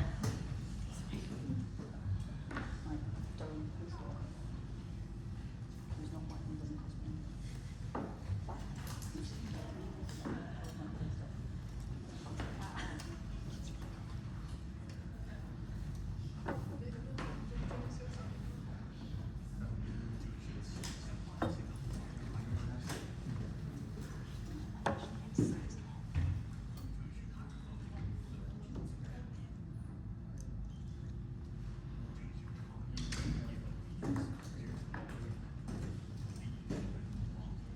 Okay, hello everyone. So we just come to the last session of today's symposium. So let's welcome Ms. Liu Xiao, the Director of Human Resources at Yunhu Lake Laboratory. And her report talk will only is mainly about to try to attract the Chinese high talent and also intelligent people to come back to work in Yunhu Laboratory. And also it's open to the international students and researchers who are interested in this project. And Ms. Liu Xiao will talk in Chinese, but so if you are interested in the project, you can talk to her directly after her talk, if you don't mind. Okay, thank you. Okay, that's it. 各位专家、各位老师、各位青年学者，大家下午好，我是刘潇，来自于云龙湖实验室。目前在实验室主要负责人力资源还有人才管理相关工作。在徐州呢，我们会定期召开青年人才的一个专场交流，包括青年学术论坛。那这次非常感谢云龙湖实验室的国际化合作小组，感谢杨尚红教授，感谢科通的一个细心的一个筹备，然后来到海外专场跟大家做一个分享交流。那我的整个内容大概15分钟，所以说我就用中文了，这样的话可能会在规定的时间内完成我的汇报。其实刚才我们有看到那个循环播放的徐州市的一个宣传片，展示了一个徐州市的历史文化、风景、环境还有产业发展。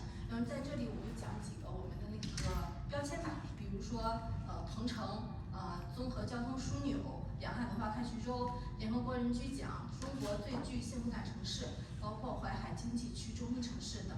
那我的今天下午的汇报主要包括3个部分。第一个是实验室的介绍，主要包括实验室的发展历程、组织架构、科研团队情况。然后第二部分是人才待遇和政策，主要包括实验室的人才福利待遇，还有国家、省市以及实验室的引才政策。那第3部分就是主要是联系方式。首先看实验室的一个介绍，按照时间的一个历程来讲，21年10月份，然后云龙湖实验室挂牌成立，然后在23年的9月份，我们是获批筹建江苏省实验室，然后在今年的11月份，就上个月的时候，我们是顺利通过了省科技厅去筹转建专家论证，然后那么我们未来的一个定位就是成为国家实验室的预备队，来进入国家战略科技力量建设序列。那我们云龙湖实验室目前是苏北、苏中地区唯一的江苏省实验室，目前江苏省实验室是有4家。然后，云龙湖实验室是一个主攻方向，那就是深地资源与空间开发。除此之外，是有4个研究方面，包括深地能源资源开发、深地空间智能构建、深地空间物质封储，还有深地空间安全防护研究。目前的一个组织架构体系分为管理和研究体系。那管理的一个四大职能部门：战略规划部、项目管理与产业发展部、能力建设部，还有运营支撑部。像我，人力资源它就属于能力建设的一部，能力建设部，它包括一个是人力资源，还有一个就是我们的科研平台建设。那围绕着刚才有提到的我们4个研究方面，目前的我们研究体系是有9个科研团队，就是下面的那4个可能有点小，是9个科研团队，后面我们会进行一个详细介绍。目前呢，我们的一个科研团队情况，4个两院院士团队，还有6位发达国家院士。具体来讲是围绕4个研究方向，我们每个方向现在是有2到3个科研团队。目前呢，每个研究方向都是由院士领衔，那每个科研团队的团队长都是国家级人才，同时来进行一个创新团队的一个打造。那目前我们就是院士领衔，大师加团队的一个人才引育的模式，来打造高水平的创新团队。以上是关于实验室的一个基本情况的介绍。那第二部分是关于人才待遇还有政策。我们的主要的研究方向包括身体空间探测、身体空间开发、工程装备研发、工程灾害防控、身体碳封存、碳费处置、热能储用，还有能源物质封储等等。这边只是列举了一部分。那学科背景包括力学、矿业工程、土木工程、地质资源与地质工程、仪器科学技术、地球物理电气工程、机械工程、信息与通信工程、计算机软件等等。那后面关于人才待遇，笼统上来讲的话，我们是多元化的人才聘用方式，包括全职、包括兼职、柔性引进，还有任务聘期制等等，然后具有极具市场竞争力的一个薪酬待遇。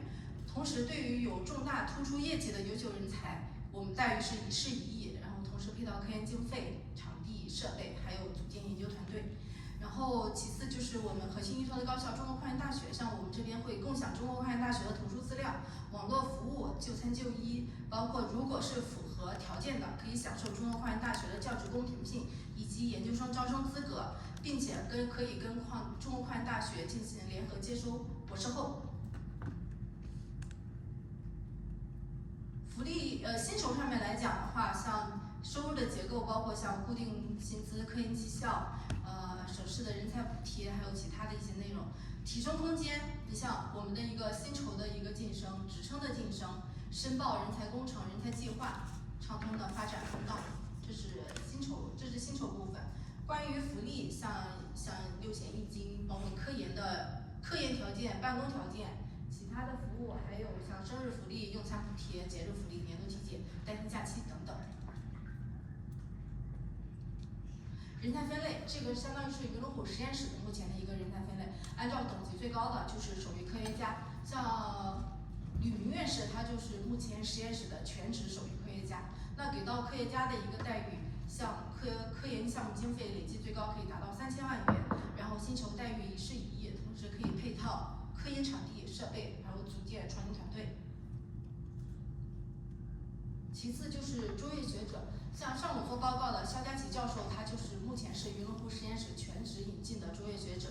然后目前能给到卓越学者的待遇就是累计科研经费累计不低于400万元，然后协议薪酬最高200万元，同时科研场地、设备团队同时配套。第3类人才就是拔尖人才，同样的，我们给到的科研经费是累计不低于120万元，然后协议薪酬最高100万元。其他的包括像正常的职称体系，研究员、副研究员、助理研究员、科研助理，我就不再展开来讲了。如果是有考虑就是来华或回国工作的，那他肯定会考虑关于一个人才帽子以及省级以上的人才项目的申报。对于依托云龙湖实验室的话，像国家级人才工程项目、解清优青、千人火炬、海外优青、万人领军、万人清拔、政府特殊津贴、国家突供，这些都是可以正常申报的。像地方人才的工程项目，包括省双创人才、省双创团队、省双创博士、3+3人才培养工程、省结清、省优青、省突供、省卓越博后，这些也都是可以正常申报的。下面是举了几个例子。目前高层次人才专项，它是目前国内最高等级的海外人才引进的一个政策。它给到的一个实验室给到的薪酬待遇是年薪100万起，然后生活补贴100万元，然后科研条件国家是提供的3年给到300万元，那同时云龙湖实验室配套提供累计不低于600万元的科研经费，然后优先支持组建高水平科研团队，提供充足的科研及办公条件，配套科研场地、办公场地设备等等。其他还有一定的工作支持，然后安居保障及生活保障，包括聘期内、首聘期内，就是首个聘期内会享受免租的人才公寓，首次在许多市购房可享受一次性购房补贴最高100万元。下面有一些基本的申报条件，我就不再细说了。然后第2个层次可能会，能够覆盖到大部分的一些青年学者的，就是海外优先项目，它具体的下面有具体的一些申报条件比较详细。然后给到的一个薪酬待遇，实验室呢，基本的薪酬是80到100万元，然后科研条件，然后国家会有3年100到300万元的一个资助，同时云龙湖实验室是按照不低于300万元的一个科研经费的一个配套，同时在申报项目的时候会给到大家一定的一个指导。其次在工作支持还有其他福利上面也会有一些人才项目的申报。其他的还有就是可能会跟到大家息息相关的，就是一个是回国来华从事博士后研究的海外博士，还有是回国来华工作的海外博士后，这2个基本上是在每年8到9月份的时候来进行申报，来进行申请。然后其他保障是比较重要的一点，我可能会强调说的就是关于实施高层次人才单位举荐制，因为目前云龙湖实验室它是江苏省实验室，所以说在符合基本条件的人才，云龙湖实验室可以通过专家评审、现场考察、单位举荐等方式，对平时业绩发展潜力及现实表现等进行综合研判，直接举荐。什么意思呢？就是说省里会给到一定人才工程项目给到一些举荐指标，你比如说333，刚才有讲到那个江苏省333人才培养计划，那比如说第3层次，那云龙湖实验室可以有5个名额的举荐权。就是我们在走过一定流，就是相当于不用占其他人评审的一个指标，可以直接举荐到省里，可以参评。这个是相当于是徐州市的一个人才引进的政策，叫徐州英才计划20条，上面会比较详细讲到徐州市能给到的一些政策，包括它按学位进行的补贴，它的一个按学位进行的一个购房的支持，还有对新进站的博士后的一个资助，还有生活补贴。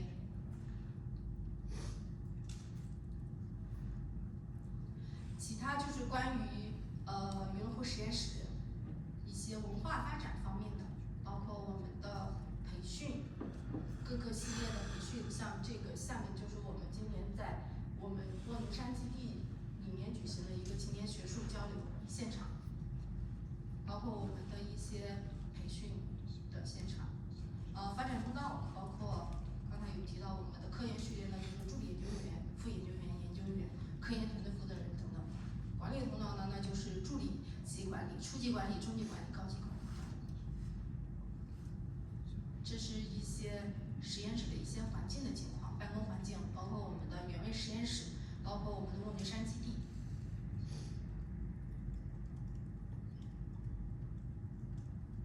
包括我们像我们现在的组织工会啊、副理啊这些，包括正常的人文环境的关怀，这些就不再展开讲。这个就是相当于是目前从2022年之后，然后是云龙湖实验室获得的一些奖项、一些个人的荣誉，包括报纸、媒体的宣传报道。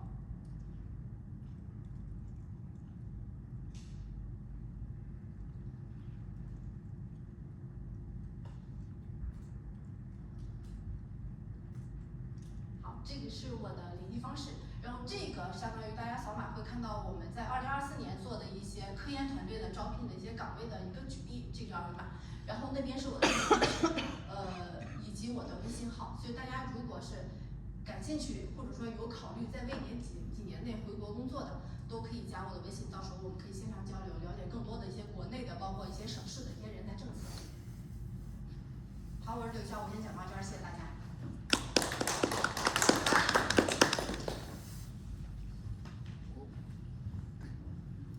我给大家补充一点，就是可能大家不太理解云龙湖实验室它是一个什么性质，它和大学科研院所的机构有什么不同？其实它是有很多特殊通道的，就是我们国家这几年建的国家实验室战略科技力量，你看没有提，我当国中主任为什么没有提国家重点实验室呢？就是它是一个独立的机制，它有很多特殊的不具备的条件，比如第一个，很多研发是我们可以自主举行的，我们有经费、有场地、有条件，还有转化条件。第二个，国家的很多重大计划，我们是基金委、科技部的依托单位，国家很多重点项目指南都是我们写的，是我们定向组织的，所以这是一般单位也不可能的，你只能是大家写好了你去申请，对吧？包括人才推荐，刚才刘潇讲的，你省里面重点人才，当然我们有指标的，有通道，国家我们也有特殊的指标，你到大学里去恐怕你很难。你比如说，你看长江结清现在不线下，万人计划是线下的，线下你没有指标，但云工程是有指标，它是直通的，就是从项目、人才，它都有特殊通道，而且是直通的，是从国家到省里面它可以做。第二个，我们可以给你配套做你很多想做的事。像有些团队做的，你一个专业做不了的，我们可以配套给你人才、团队其他的事情，对吧？所以它有一些特殊条件，但同时呢，就像你们这样有海外学术背景、有学历的人，其实你是有一个叠加的，就是你本来就可以在大学里面，我还见过国中主任，你有双重身份，所有大学里面拥有的条件，招生啊、职业晋升和其他这些东西你都可以参与，但同时你又增加了一个特殊通道。对吧？你可以有这样一件事情，就是它本身它要有的你全部都有。我另外就是特别要理解，我们有些特殊方向有组织的科研，如何去组织，甚至重大项目和人才，是不是可以定向的去推荐？我们可以做到的，是吧？我给大家再稍微补一点啊，就大家可能会理解，它是一个新型机构，新型的体制，是国家这么多年探索，因为原来的体制发现很难有组织去做，所有事情都要你去报的。你去申请，你不可以自己组织。但是现在呢，国家实验室和省实验室，就国家实验室里面的，它是国家特区，它是科研机构的一个特区。好吧，谢谢，我就稍微再补充一点啊。好。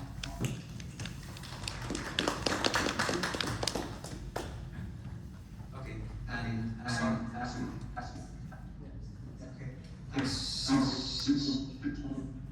I'm sorry, I think we need to make some change on the arrangement for the last session because one of our speaker and he's busy with something else, so he would like to give a speech in advance. So he will be the Mr. Ye Xiangying, and his speech will be the second last, but now we just move it forward. And Ye Xiangying is a DPhil student and from Department of Earth Sciences at the University of Oxford, and his research focused on geodynamics, paleoclimate evolution, and the genesis of rare metal pegmatites. And today he will present a talk titled Lithium Resources, Source of New Energy Revolution. And so please join me in welcoming him. Okay. Hello, hi. Can you hear us?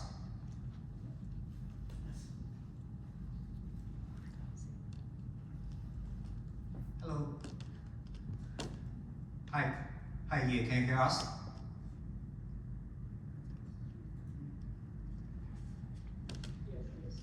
Okay, yeah, you can start your talk, yeah, okay.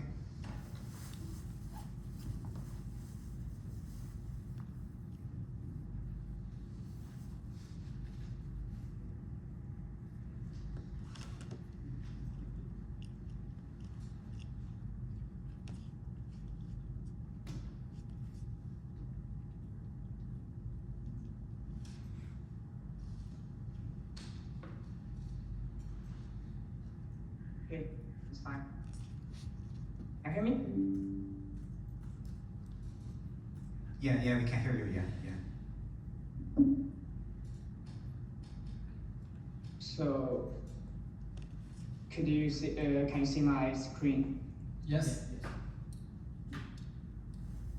Or is it clear or not? Yes. Okay. Can I start?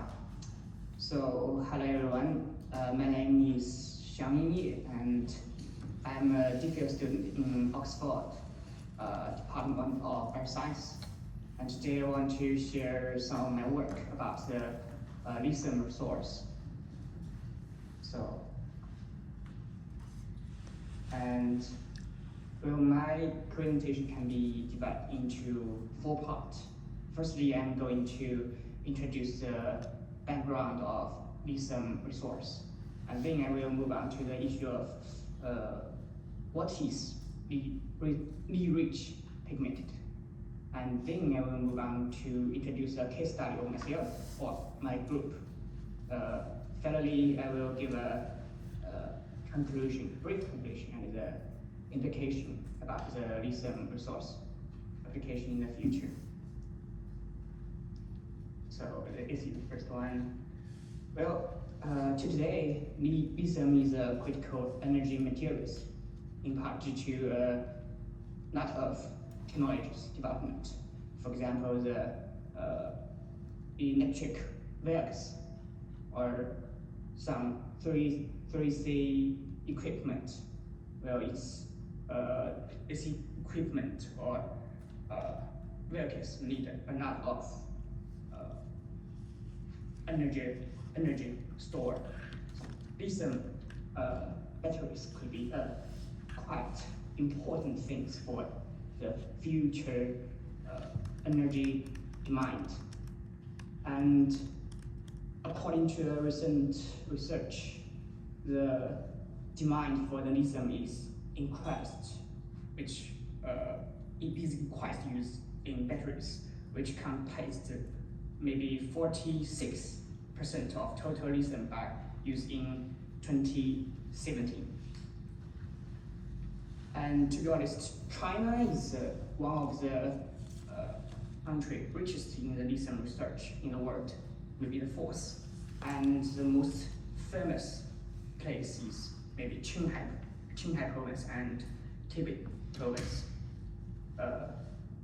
And a lot of research about have been done to do how to electrician from the brines or how to use it effectively.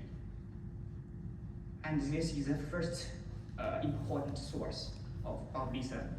But there is also another important source of the lithium reserves. It's high rocks. So actually, it's kind of rock is everywhere, like the granite. You can find granite everywhere because it can be materials for building. But it's also an important resource.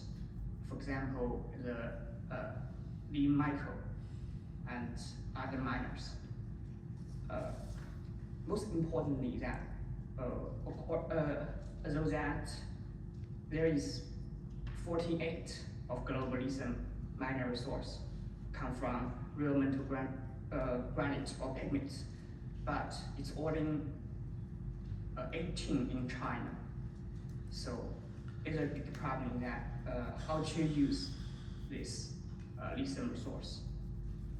And at first we have to learn what is lithium deposit, or what is granite type lithium deposit, and where is it? You can see that actually in China there are a lot of lithium deposit, like Sichuan province, like the Jiajiha deposit, or Jiangxi and Hunan, and the Xinjiang province. But we don't know how to use it because it needs more exploration. So, and then we move on to the lithium in granite or pigment. And at first I want to introduce what is granite and pigment. For example, it's a little bit like hydroscience. And to be honest, pigments are rocks with very large criticals. And scientists have been interested in them for central. According to modern volcanic models, pigments are usually found in the deeper part of granite formation. They are important in industry and scientific research, which can help us learn more about the geological programs. Well, so there is a big problem that what is the relationship between granite and pigment?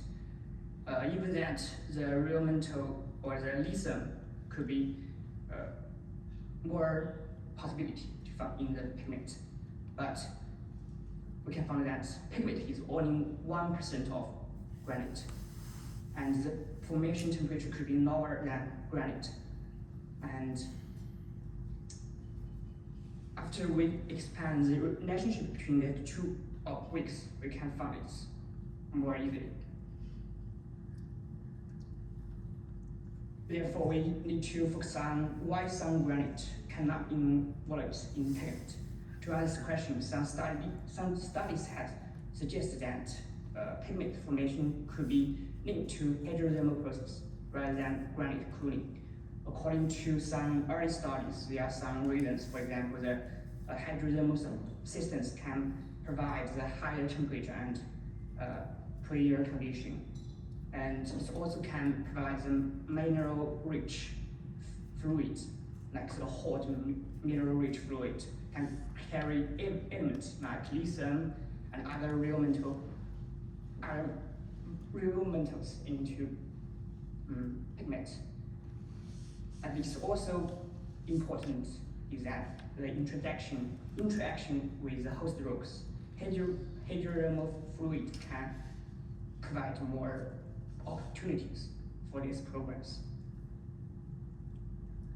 So the first step is to figure out the magmatic or hydrothermal process, which part is important.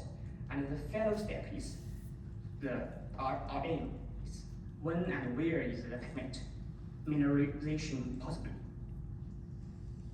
So I want to introduce a case study about lead-rich pigment in our group. To solve this problem, we have to use an equipment called MCSV Mouse. Since the start of 21st century, new technologies like MCSV Mouse has greatly improved our abilities to study isotopes. For example, the lithium isotopes can help us to trace the hydrothermal process embedded in pigment formation. We'll move on to this case study. As you can see, lithium isotope can effectively trace different magmatic and hydrothermal processes. We consider that both types of programs are important for pigment formation, and the fluid migration is a key process for creating real metal minerals. And finally, we also do some modeling studies, and this study can offer more evidence of our result. For example, the research by Bitchman and Cashman shows that the combining magmatic and hydrothermal models fit data in the real world. So use this data in literature, we made a temperature field modeling, and we found that the rich pigment can be found in the 3 kilometer distance area. So in conclusion, pigment could be valuable in academic development and scientific research. And from early works to detailed modern studies, research on pigment has greatly advanced our understanding of Earth's process and also lithium resource. By lithium, I hope we can learn more information about airy magmatic and hydrothermal process during the formation of pigment. And I hope maybe in the future more breakthroughs could be continued to give more valuable information about our plant inner works. And so why lithium can do such energy evolution? According to literature, which could be done by last year, we found that the batteries can be expected to account for 95% of lithium demand by 2030. It could be in a lot of unitization, like the electric vehicles, customer electricians, or garage stores, and portable power systems. And in the future, the renewable energy storage could be control development. For example, the large-scale lithium batteries storage systems can deployed on the ground to stable supply and demand fluctuations. It could enhance energy utilization effectively and decrease the noise on the continued force fields. Okay, this page is my reference, and thanks for your attention. So if there is any question, you can ask me. I'm happy to answer it. And I hope you are interested in my speech, and if you have any questions, just ask. Thank you. Any questions? Any questions? Okay, I got one question. So, because you talk about lithium, I don't know if you are online just now because another speaker also talking about lithium, and I know you are going to use lithium as try to get more energy from it. And we know that lithium not normally will coexist with other elements such as sodium and potassium, and the separation the separation of the lithium from the sodium is easy, but it's pretty hard to separate the lithium with potassium. I think maybe the team in CSU in China is doing some work on it. So do you have an idea on this? Do you have some new options, new method to try to separate the lithium from other elements such as the potassium? Yeah. Thank you. Well, to be honest, I didn't. Thank you for your question. To be honest, I didn't do some research about how to separate the lithium from maybe the hydrox or brines, but I do read some paper about it, and I think there could be some chemical ways, like the electrical chemical ways, could be effective ways to separate things, but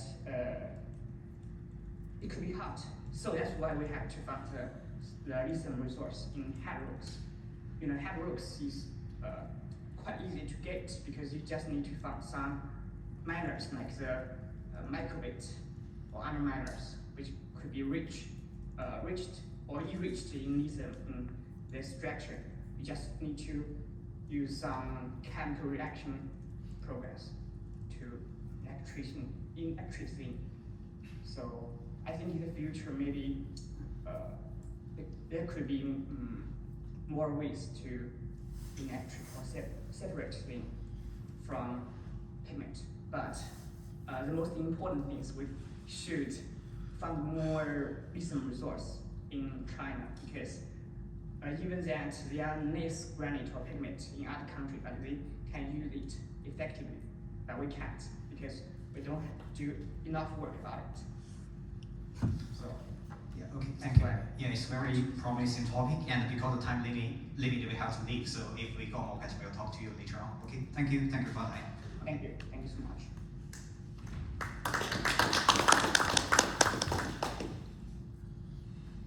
Okay, so the next speaker will be our old friend, our previous colleague at University of Strathclyde, Dr. Sang Guijie. Guijie joined the University of Liverpool as a lecturer in 2024, and he is a cross-disciplinary researcher in geotechnical engineering, rock mechanics, and microbiology. His research focuses on advancing the understanding of coupled hydraulic, mechanical, chemical, microbiological processes in near-surface and subsurface engineering contexts. So, Guijie, it's your time. Right, thanks for the introduction, and I also want to add that I'm also an alumnus of China University of Mining and Technology. I graduated from the uni in 2013 for my bachelor's, and then 3 years later I got my master's degree. So Yunlong Hu is a really beautiful lake. So welcome to Xuzhou and welcome to visit Yunlong Lake. And my presentation is unlocking the potential of biocementation for ground improvement in geoenergy system. I'll be presenting most of the work I was doing during my postdoc at University of Strathclyde. I worked with Becky Long and Grania and James before, and it's really good to be back and to have a gathering through this symposium. And I'll cover the following 4 parts. And initially, I'll give a brief background of underground engineering and introduction of biocementation. And then I'll talk about my postdoc work, how I use this biocementation technique to seal rock fractures and how it can be improved, proving this soil geomaterial strength. And then I will summarize with how this biocementation might be applied in this geoenergy context. And this first thing gives us like the UK's electricity supplied by field type from 1990 to 2021. You can see that from this energy structure, this electricity structure, we see coal almost declined to nothing, and the natural gas is around 40% still. And notably, we can see that the renewable energy and the solar and wind keeps increasing since 2005, and now it's almost 25% for the solar and wind and 13% from other renewables. Some projects like hydrogen storage or geothermal or compressed air or pumped hydro storage, those energies projects make it possible for to balance this energy demand and the supply, because during this seasonal fluctuation, there might be some peak time for the need of this solar or wind energy, but this underground energy storage make it possible to balance this energy supply and this demand. And also we can see that 50% of the electricity also come from nuclear, but it generates a lot of nuclear waste. Currently they're stored on more than 30 surface facilities throughout the UK, and for the low dose level, they're planning to be stored in this surface storage facility, but for the high dose, we're proposing to store them into like deep storage, geological storage facility. And all of this energy storage or the waste storage, they're involved with underground engineering. So this gives you a taste of some projects in the subsurface. One is the hydrogen storage, like one of the projects in T-site hydrogen storage.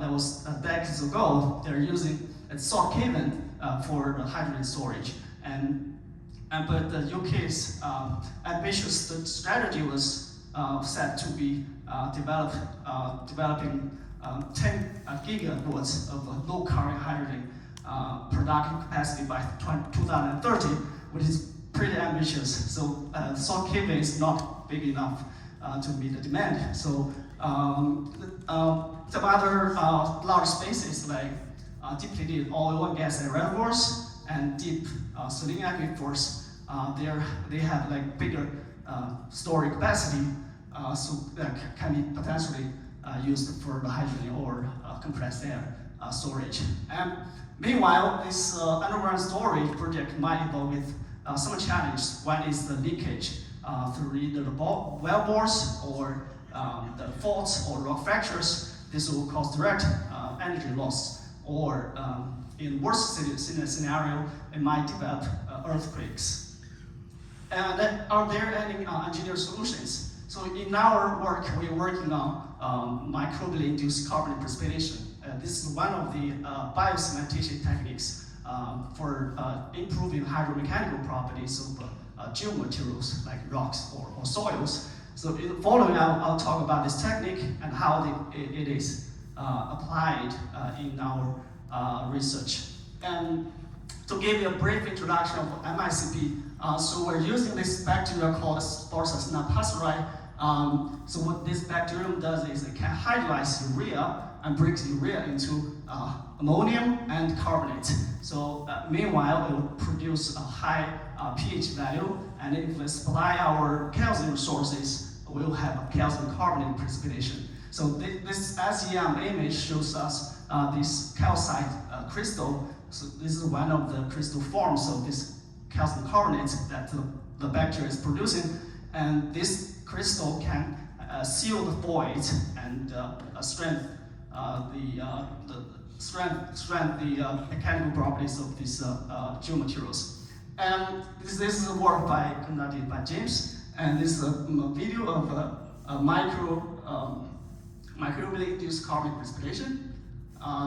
If you can see from this video, okay.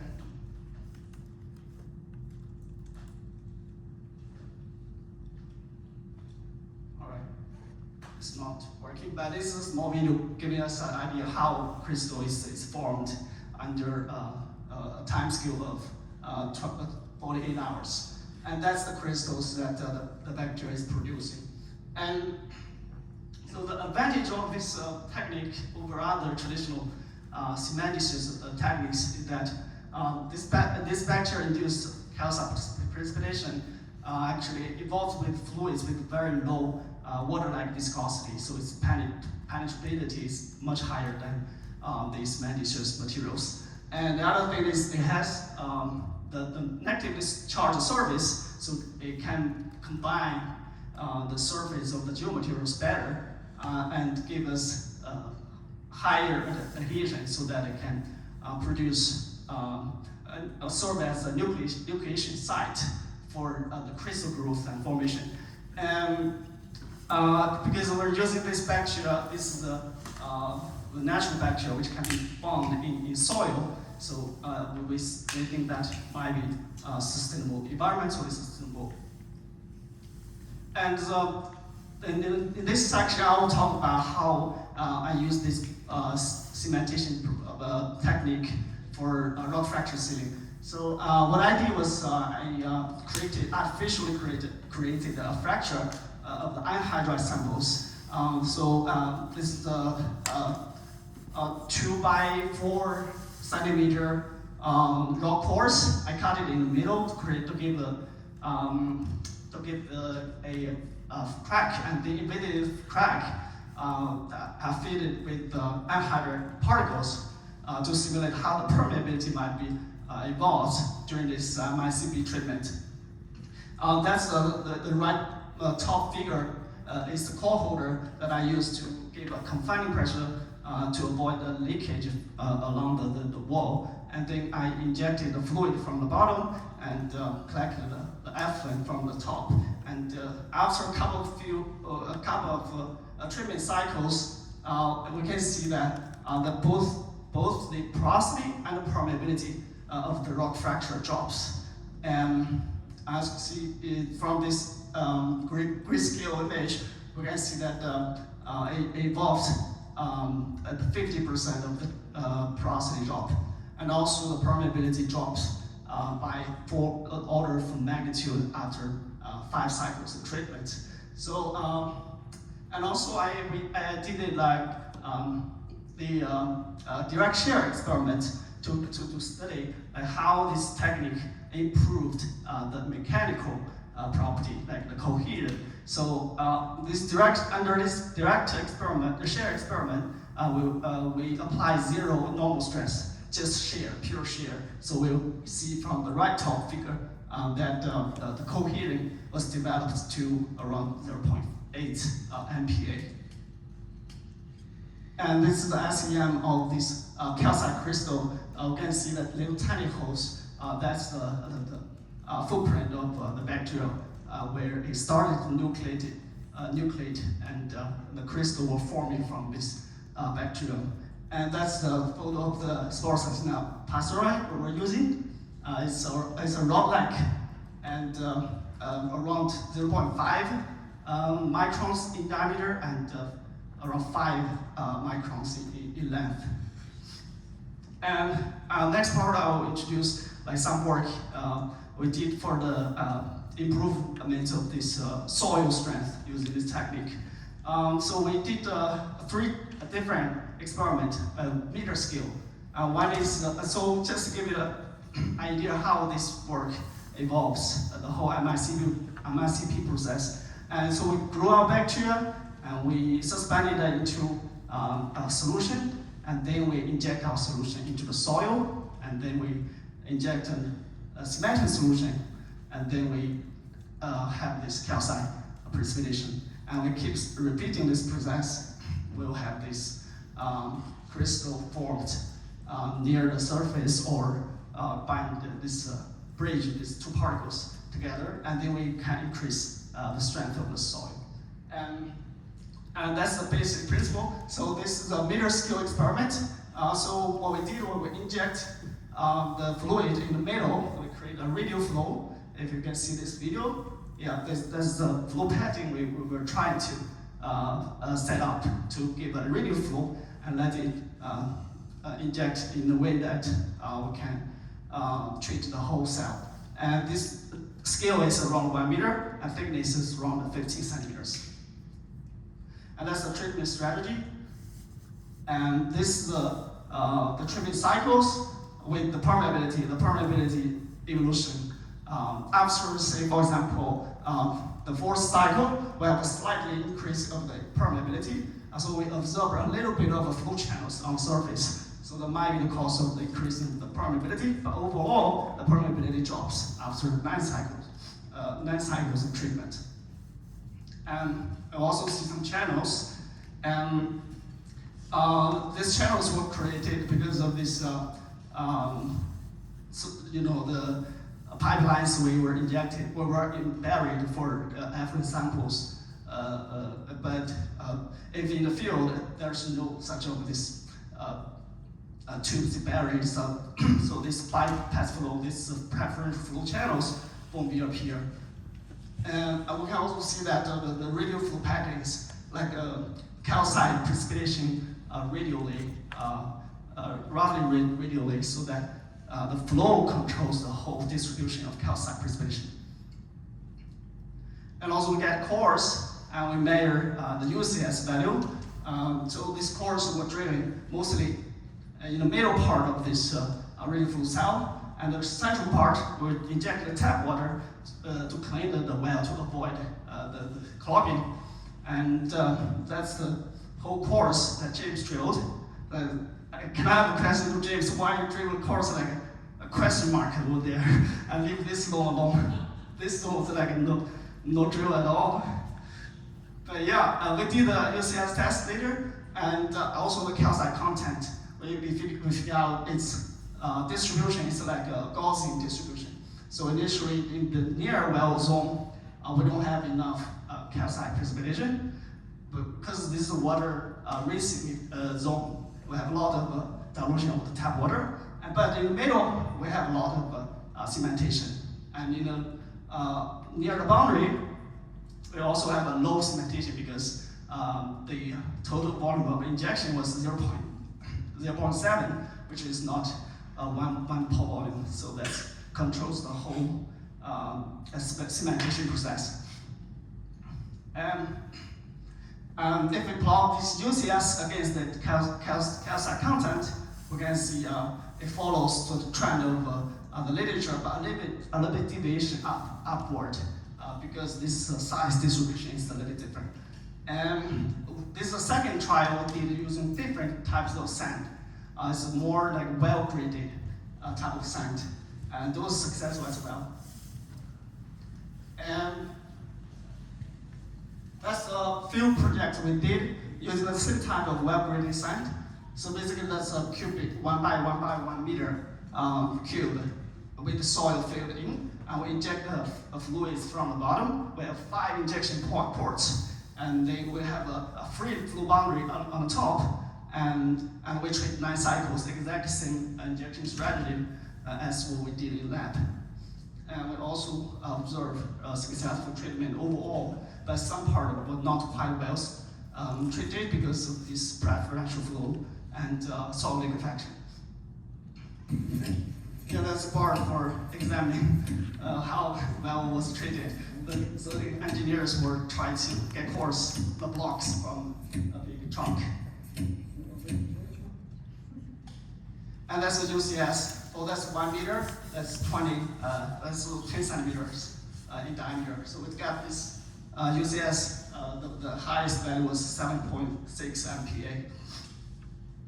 Yeah, so let's go back to how this micro-induced carbon precipitation might be applied in the subsurface background. This is the second last slide. So we can see that a very complicated process. It's like hydromechanical, microbiology, microbiological and chemical interaction in the subsurface environment. For example, the hydrogen storage involves with this anaerobic microbes for this hydrogen, because hydrogen is a very good electron donor. So this process might give us a couple of processes of this system. So similarly, for bio-cementation itself, it is a coupled process. So it can be applied for engineered geology, like liquefaction control or erosion control, or it can be embedded into cement materials to create like a self-healing material, so which might be applied in the subsurface environment. So in case there are cracks developed, it can be healed by itself. So this MIP idea is actually try to get this hydromechanical property improved. So I think it's very promising to have this MICP applied in this subsurface environment, because one thing, subsurface environment, under this high temperature, high pressure, so far there's no influence on this MICP process. But high temperature is very a factor that might influence. So, but meanwhile, we need to test more under the subsurface environment to see if this technique works under a scenario of geological storage of energy or waste. But so far, I think it's quite promising. We need to just test more to get some more preliminary result. And that's pretty much what I want to talk. And thanks.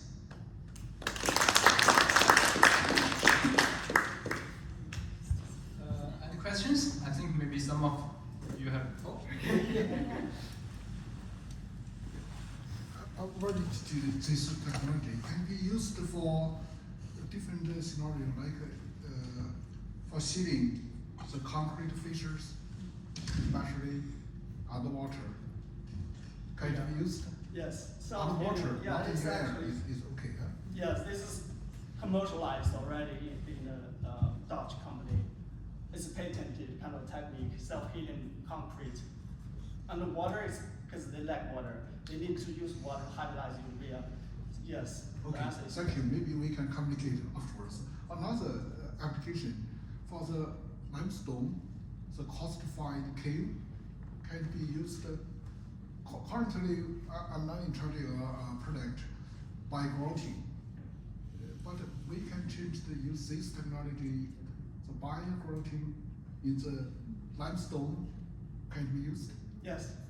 Okay. This is one of the bio-grouting techniques. So sometimes we call bio-cementation, but it's a grouting. It's like a cement, but non-cementitious. It's a bio-grouting technique. So it can be injected into the fracture or structures to repair, or the previous scenario, self-healing. Okay. Word for motion. Thank you. Right. Yeah. Thank you. Thanks.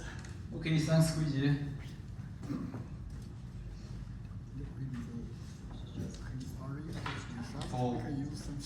For the next speech is from Dr. Hu Qingxin, and he's a PhD student at the University of Strathclyde,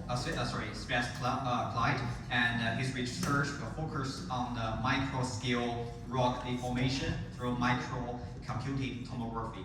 And his talk title is Investigating the Micro-Mechanism of Rock Fatigue using Time-Integrated Computed Tomography and Digital Volume Correction. Let's just welcome him.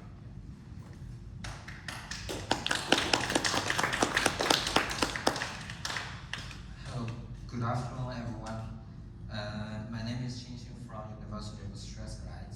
Today, my topic is about investigating micromechanism of rock fatigue using time-integrated X-ray computed tomography and digital volume correlations. First, introduce subsurface and surface rock engineering, we frequently encounter rock subject to cyclical loadings, such as in the pulse hydronic fracturing in geothermal reservoir, the periodic injection of carbon, periodic injection and extraction of hydrogen, cutting behavior of mechanized tunnels, and the earth-induced instability of rock slope. My research focused on getting some general conclusion regarding fatigue in solid mechanics and rock mechanics. The top left is a typical mechanical behavior curve of rock fatigue. When we applied the cyclic loading with constant amplitude on the scale core, we find that the axial strain and the lateral strain gradually accumulate with the increasing of the loading cycles. However, in linear fracturing, when we keep eyes on a single fracture, the fracture only occurs when the stress intensity exceeds the fracture toughness. But in rock fatigue, the amplitude keeps constant. For a core, it's literally a system which contains the minerals, poles, and cracks. It's a loading pace related question. Therefore, we assume that the heterogeneity is the main reason which causes the fatigue-induced damage and failure.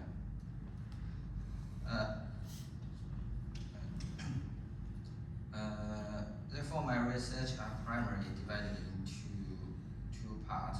One is the loading pace related question, the hysteresis.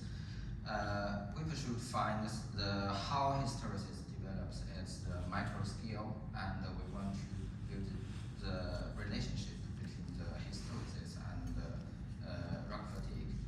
And the second part about the fatigue process, we aim to investigate how the damage accumulates with the increasing of the loading cycles and how deformation mechanism involves. Therefore, we performed the in situ uniaxial compression test on the core, and we selected the blue granite sourced in the ACI Scotland as the test sample. For the fatigue research, we also used a servo-hydronic fatigue testing system to apply the cyclic loadings. For each data set, we first segment the void as a damage to calculate the microstructure evolution. And then we get the 3D volume reading of the fracture network. We quantify the fracture network by through the lumbar, the porosity, the geometric parameters, and the orientations. Besides microstructure, we also use the DVC analysis to measure the accumulative and incremental strain fields. For hysteresis research, we acquired the microstructure evolution along the hysteresis loops. We find that the hysteresis result from the dilated rooms, and these rooms highly correlated with the rooms with high shear strains. Therefore, we investigate what happened in the dilated rooms. We find that the shear fractures developed in dilated rooms lead to microscopic hysteresis.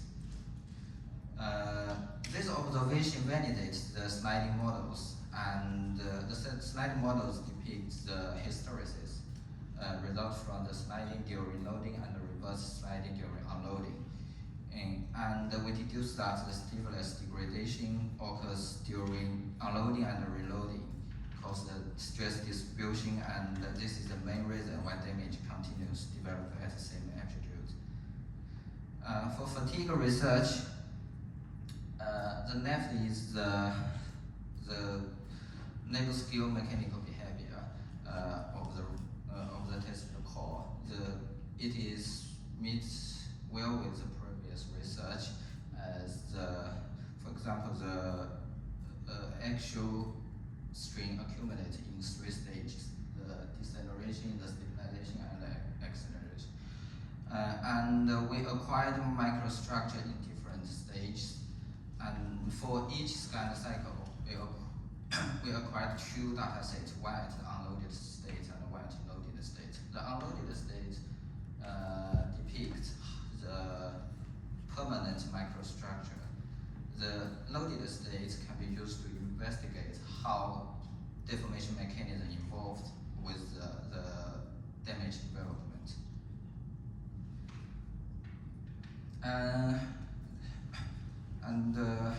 In stage 1, we found the damage develops in the patterns of formation of distributed fractures in stage 1, and it becomes more isotropic in strike in stage 1. And this fracture gradually coalesces in stage 2, and the strike of the fracture network gradually localizes in stage 2. And in stage 3, a system-sized faulting is formed.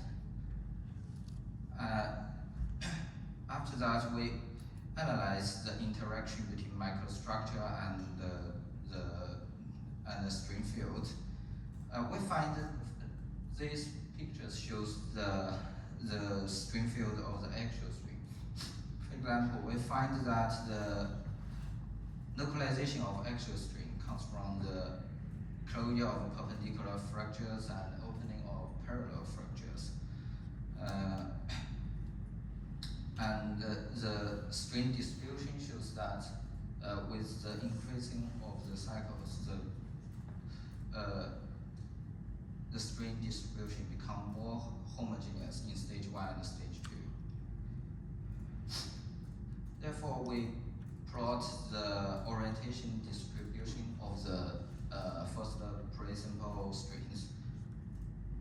First principal strings can reflect how the sample resists the external stress. We can see the distribution becomes more converged at the center of the projection. It means the deformation efficiency is improved in stage 1 and stage 2. This observation depicts the process of a competition process between string homogeneity and localization. And it's a common sense that the fatigue can create much more fragment after failure. In my research, we find this in stage 3 after the formation of the system-sized fault, and the fracture network become much more denser in the pattern of a secondary fracture along the fault. Therefore, we checked what happened in the shear string wave. It's quite interesting that the shear string perpendicular to actual load dominates the damage development, and such as the string XY. But for the string YZ, the string parallel to actual loads are distributed in stage 1 and stage 2 and becomes structuralized in stage 3. So we think this is the main reason why the fracture network become much more denser, as the structuralization makes the repeat shear of the main fault. These are conclusions we have discussed in previous slides. Thank you very much.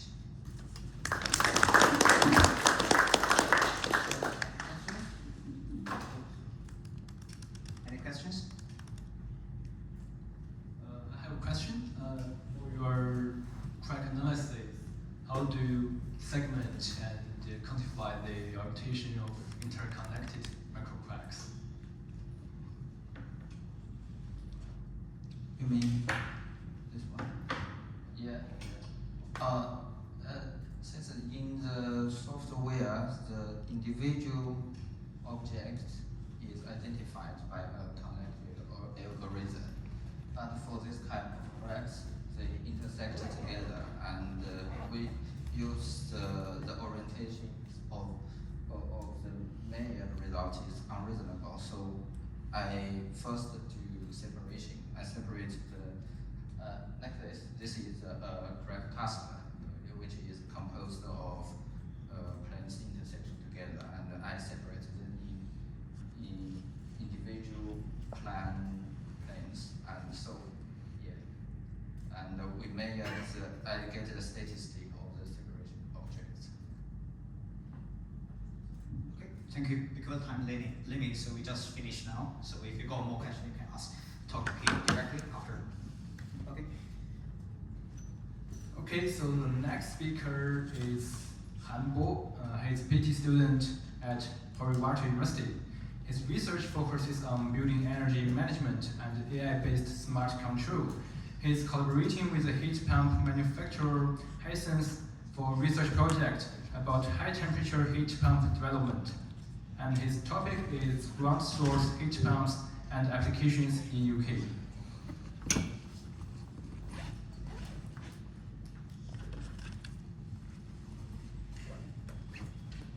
Hello everyone, I'm Bo Han, and thank you very much for all your brilliant presentation. I really enjoyed them, and I think everybody should be quite tired. So let me just have a very brief introduction for a ground source heat pump. And the aim of my presentation is to give you guys a brief introduction about ground source heat pump in UK. Also, I want to searching some opportunity to collaborate with you guys who have different background like AI, geoscience, yeah, different background, and for my postdoctoral project actually. Yeah, let me start.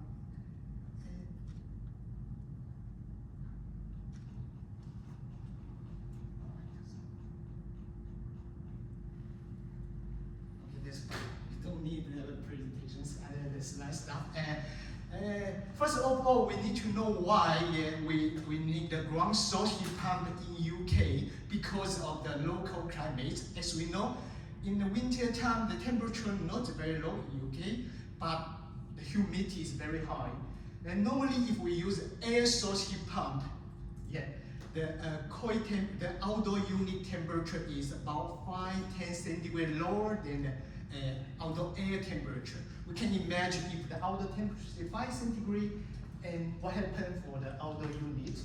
It will meet the frosting problem.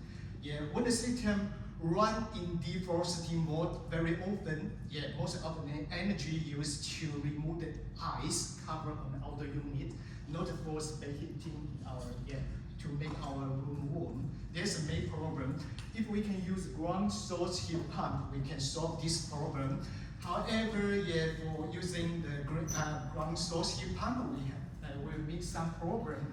For example, we need to do some simulation to avoid the thermal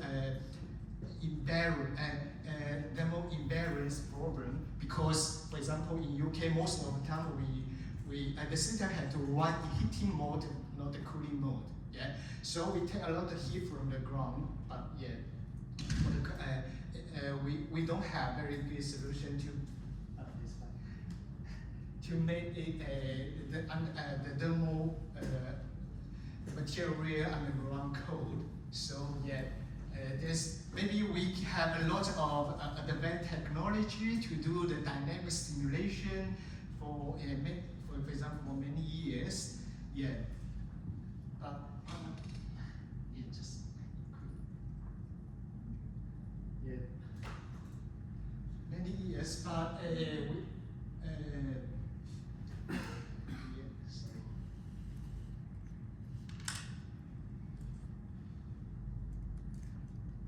yeah, but as we know, yeah, for a different project, maybe the condition underground condition is totally different. So maybe we meet some challenge for that. And also the installation for ground source heat pump is very complex. But actually, for example, from perspective of heat pump manufacturer, we are confident for our products. We can provide high efficiency ground source heat pump. And from your side, if you are also confident for this part, for example, professional simulation for the ground stuff, we can work together to push the ground source heat pump industry ahead, especially in Scotland. I will just very quick check everything. This part. We can see, sorry, this part. In Scotland, because most of electric energy is renewable,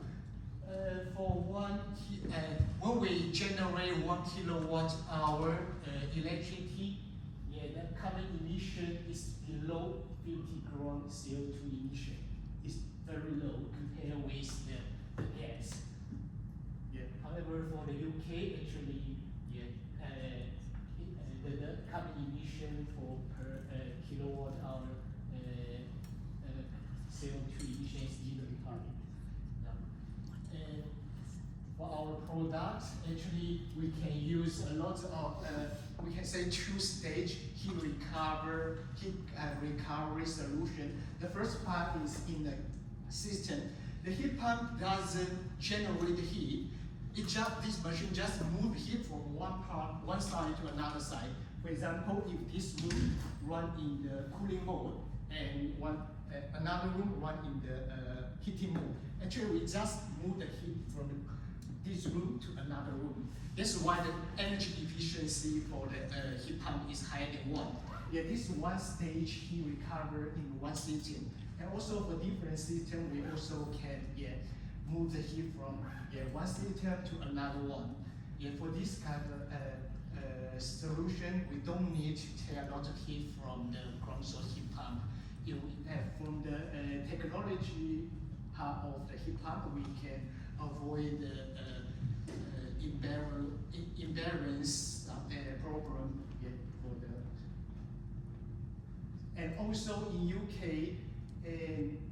we can see we have a lot of energy company, and sometimes the electricity is negative. That means the company want us to use electricity more.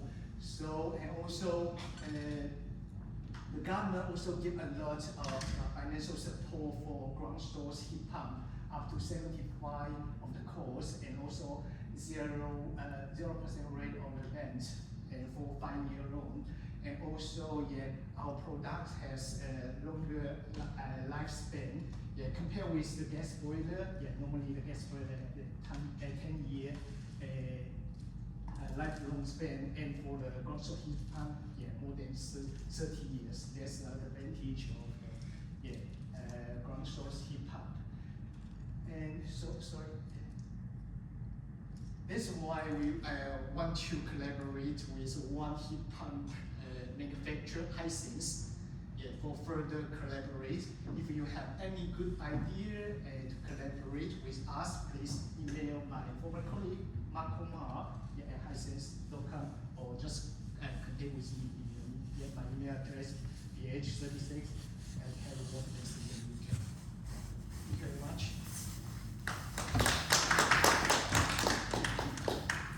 Any questions? Or if you have any good idea, please email me directly. Thank you. Thank you, sir. I have a short question there. So, as we know, the heat pump, the ground source heat pump use like the underground, like soil and groundwater as heat sources for like the heat storage and heat usage. So, how do you think of the difference between the ground source heat pump and the like other underground submarine storage, like the aquifer submarine storage and like borehole, something like this? Okay, when we think about thermal energy storage, we have to think about money, right? To be honest, in my opinion, the thermal storage material is quite expensive. If we can have a very good energy management process, to balance the demand part and the heat generation part, I think that we don't need the thermal storage. And also, if we have to use the thermal storage solution, it's better to search in some facility we already have in our house or project. For example, the wastewater facility or something like that. I think this should be a better solution. Otherwise, the cost of project should be quite high. As from a perspective of user, we don't want very high investment.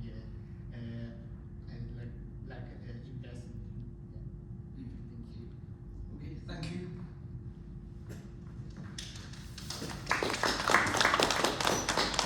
So the last speaker will be Dr. Chen Guanzuo. Guanzuo is now a postdoc from University of Manchester, and he obtained a PhD degree in the University of Dundee in 2024. And his PhD research is cement science and low carbon concrete. He's now working in the University of Manchester in the field of long-term concrete behavior. Thanks, Huachuan. Okay. Okay, so here we are. We come to the very end of today's symposium. I know everybody is tired. First of all, I thanks Huachuan and thanks my co-worker at least for this afternoon. And we do the moderation job together. And actually, Huachuan is the first person I met yesterday in Glasgow. And yesterday I arrived very late because of some reason. And Huachuan picked me up from the central station. So his polite act just reminded me of some similarities between Chinese people and the Scottish people. They are all warm-hearted and hospitable. So that's why I've stayed in the Scotland for about 7 years. You know, in Dundee, it's not far away from here. So always make me feel at home. The second home, I will call Scotland. So every time I come back to Scotland, I will be very happy. So thanks, everyone. So today I'll talk about the transform power plant byproduct waste into the construction materials. So I will ask everyone a question. Do you know what the background is? Anybody know about that? Maybe you are very tired, so you don't have the energy to speak, but that's the power station we normally see from the world. So this is the coal-fired power stations, but now, because the climate change, the challenge, we need to shut down the coal-fired power stations. And another option is to try to switch this into the biomass-fired power station. The biomass is normally we will burn some wood pellet or municipal waste. So, and we can generate some electricity and heat for the whole use. So that's a topic I'll cover today. So I will talk about the power plant byproduct waste, and mainly I'll talk about coal flash and biomass ash. Maybe this is a new word for you guys, because I'm not expertise in geotechnics, but maybe you know some of this. So hopefully you get some interest from it. Okay. So the second thing is about the characterization of coal and biomass flash, and then I'll talk about some cement with some admixtures, and finally I'll give a summary. Okay. So the first part is power plant byproduct and waste. So I'll show you some pictures of some material that I'm interested in. So from the top left, you can see that's the coal flash. That's normally we use in modern concrete to help us to improve the long-term strength and also some durability properties of concrete. Because you know concrete is also very important. I think I talked with Professor Yang maybe during the lunch. Also, we use a lot of concrete in the geotechnics nowadays. So I think we have some connection to each other.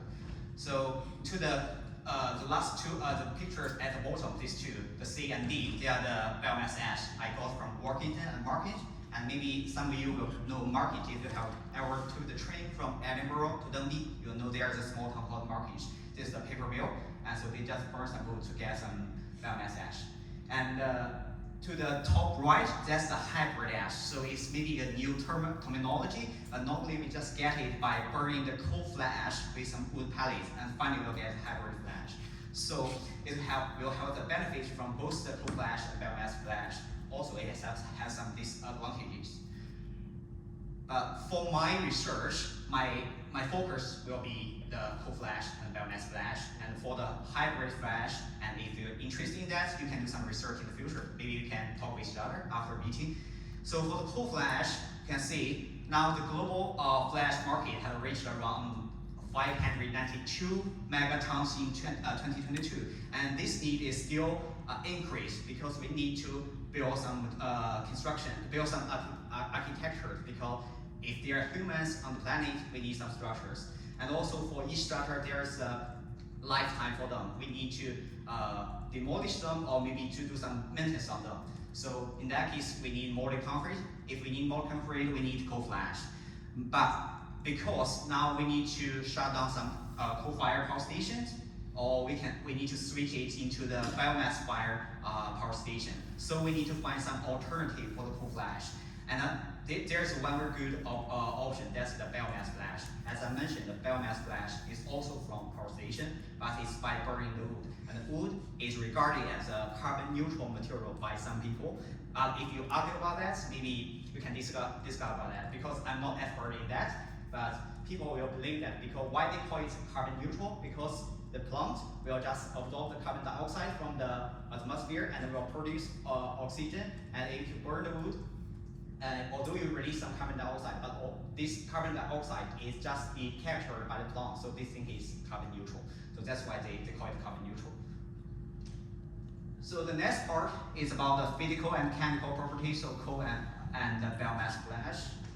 I do a lot of tests, and maybe for some tests you are familiar with, but maybe for some of the tests maybe it's mainly used for the cement size. This is about particle size and specific surface. The CFA represents the coal flash, and the BFA 1, 2, 3, 4 are the biomass flash. The reason I didn't mention where they are from, because there's some limitation from the company. They don't want more people to know something about that, maybe because of environmental impact or something like that. So I just represent it with some labels. So you can see from the medium particle size, the coal flash has very small medium particle size, so it had very high fineness. But fineness is different from the ideal medium particle size. If it has smaller medium particle size, it has higher fineness. So we can also find for the biomass flash, you can see BFA 1 and 2, they have very big particles, but for 3 and 4, they have small particles. So there is varied between different varieties of biomass flash. Okay, for the BT, I think some of you know the BT. BT is to measure the surface area, and they will use the nitrogen by test the volume and nitrogen absorbed by the material to see the internal structure. So we can see from this figure that all the biomass ashes has greater BT surface area than coal flash. You know the reason? Because all these materials, biomass flash, they have porous structures, like sponge. Sponge-like, when you put sponge in water, it will absorb a lot of water. And also we know that nitrogen has smaller molecules than the water, so it's easy for them to absorb them. So we can, from the SEM pictures, you can find the reason behind it. You can see from the picture SEM for the BFAs 3 and 4. These two pictures represent the smaller, the biomass flash with smaller particles. So you can see there's something like a sponge. So when you just get some gas or some water into it, it will be absorbed. So it will influence some fresh properties of the concrete in the future. Also for the BFA 1 and 2, maybe there's a line here, you can see it clear. So for the top two, you can see for the first one, it has very big particles, and also with some clusters for the surface of it. And if you move your eye down to the last picture, the coal flash, you can see it has very perfectly spherical particles and has very smooth textures. So it's very good because it can provide some benefits in the in the lubricating effect, the ball bearing effect. It's quite good for the cement to flow. And this one is chemical preparation. I will get all this information by doing the XRF, the X-ray fluorescence test. So we can find there's some difference between the different materials. For coal flash, the CFA, you can find the main oxide, maybe the silica, aluminum, and ferrite. The second, the third, and the fourth. See, in total, they are greater than 70%, which is required by the British standard BSEN 450, because it is important for it to have the polynomial properties. And while for the BF 1, 2, and 3, and 4, the biomass flash, the last four, you can see they don't have a lot of the silicon, aluminum, and ferrite compared with coal flash, but they have very high amount of the calcium oxide. In this case, it might cause some soundness problem, so I did some further tests, which can be found from here. Chantilly test, which is the name is like French, but it's a typical test from the European standard. So normally the limit should be 10 millimeters. So after we do all the tests, we find that all the results is below 10 millimeters. So this means although it has a very high amount of calcium oxide, it never poses some of these problems. So even the concrete hardness will not influenced by the internal stress. Another very important oxide we need to mention is that the alkali, the sodium oxide and the potassium oxide. But because it can be related to some risks such as alkali aggregate reaction and also some other properties of the motor, so we need to think about that. But the alkalis, because although it exists in these materials, but maybe it cannot be leached out. I mean, it's not dissolved, so we need to test that. So I also test the leached alkali. So I can find for the BFE 3 and 4, all the alkali have been leached, but for the 2 and 1, maybe only half or maybe 1 in 5 in the BF1 has been leached. So we need to be very careful with all the results we get. If for some material, for some element or for some oxide, maybe it's not available, but for the rest, maybe they are available. Okay, this part is from XRD, X-ray diffraction, so we can find some minerals. You can see maybe you're familiar with this because it will also work on the rock. And we can also find difference between the cold flash and the biomass flash. For the CFA, the cold flash, you can see the most part is occupied by the amorphous physics. And amorphous physics is very important in terms of pozzolanic reaction. If you know about that, I'll talk about it later on. But for the BFA1 and for the biomass flash from 1 to 3 to 4, they have no amorphous physics, but they have a very high quantities of the quartz and calcite. Calcite is very important because sometimes it will be decomposed at an ignition and to release some carbon dioxide. And also we can see there's anhydrite and some calcium-related, lime-related minerals. This is very important because we will use these minerals to help us to get better properties of cement. Okay, so we just move on to cold flash cement. And this work is not done by me because that's some literature review, because cold flash is very mature materials. We have widely used it in industry. So I just show you some properties of cold flash. That's called pozzolanic reaction. So first of all, we'll get some cement hydration. So from cement hydration, we'll get some product. It's called calcium hydroxide, and I will use CH represent H. And then the CH will react with some minerals, some substances in the cold flash, and then to produce a new compound. We normally call it calcium silicate hydride. That's the first one. The 3CaO is the first one. We'll call it calcium silicate hydride, which is the main contributor to the strength of mortars and concrete.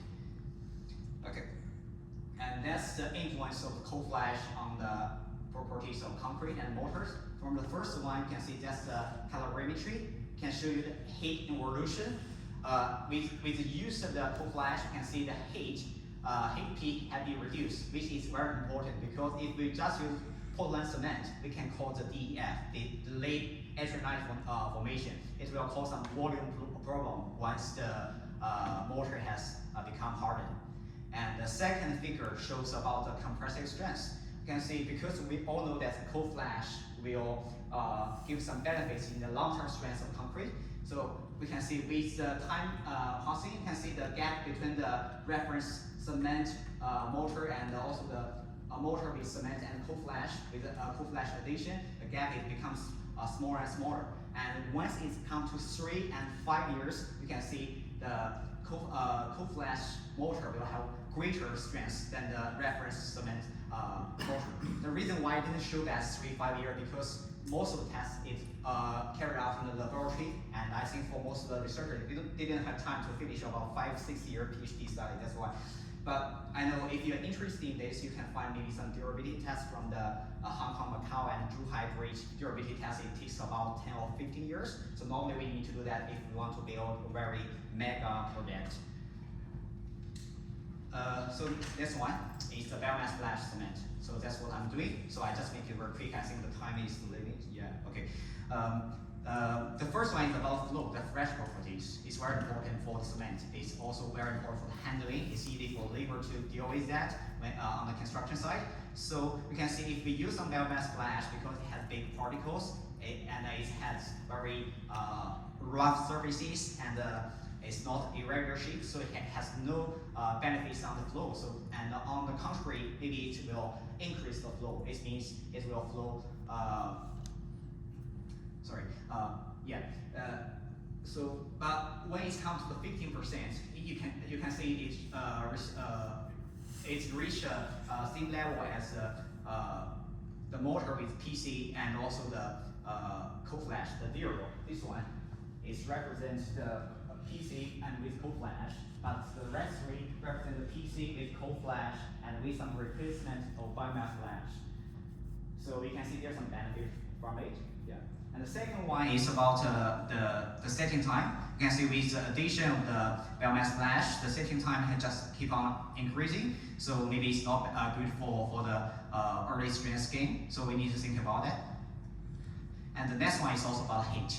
So we know that with the addition of the co-flash, we can get lower heat peak. But if we replace some of the co-flash with the biomass flash, the peak will just go up. So that's understandable because we just dilute some of the co-flash, and the biomass flash doesn't have this effect. But still, it's good because it's below the heat peak or the reference PC motor. So the next one is the compressive stress. It's very important for the concrete. So we can see at 7 days and 28 days, there are some benefits if we use some biomass flash, but 90 days if we disappear because it's just because the biomass flash can alkali activate the Polonic reaction with co-flash, as I mentioned in the SRT table, because it has very high potassium oxide or also the sodium oxide. So it's very important. Can improve the properties of the co-flash, so we can reduce the use of co-flash, and possibly you can also reduce the use of cement in the future. And as we know, the cement occupies about 18% of the carbon emission to our climate change, so we need to act from now.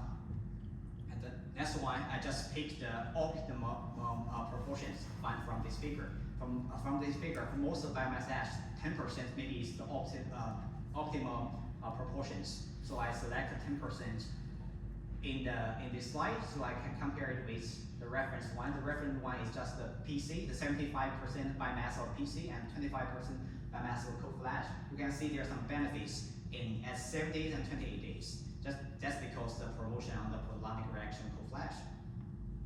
And also I try to correlate the strength with some different parameters, and we can use this parameter to predict if this biomass ash can do these things or if not. Yeah. And I also do some work on the concrete about the strength durability. You can see the same trend has been found in the concrete with the addition of the biomass flash.